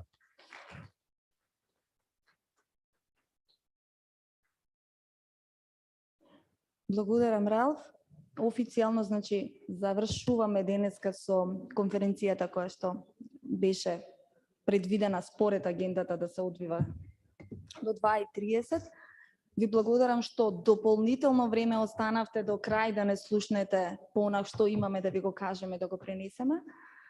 Ви благодарам на сите за соработката до сега и верувам дека вмрежувањето и понатамошната соработка нели ќе продолжат со уште поголем интензитет и секако се надевам дека меѓу другото ќе бидат најдени средства за како овие програми да станат все поприсутни, како би можеле нели да допринесеме кон зголемување на родовата еднаквост кај нас. Официјалниот дел заврши. Последно на агенда ни е закуската и неформалните разговори, во кои што знам дека и професионалните ќе продолжат, така што се радувам на следниот дел и ве поканувам на закуската која што е на истиот овој кат. Ви благодарам.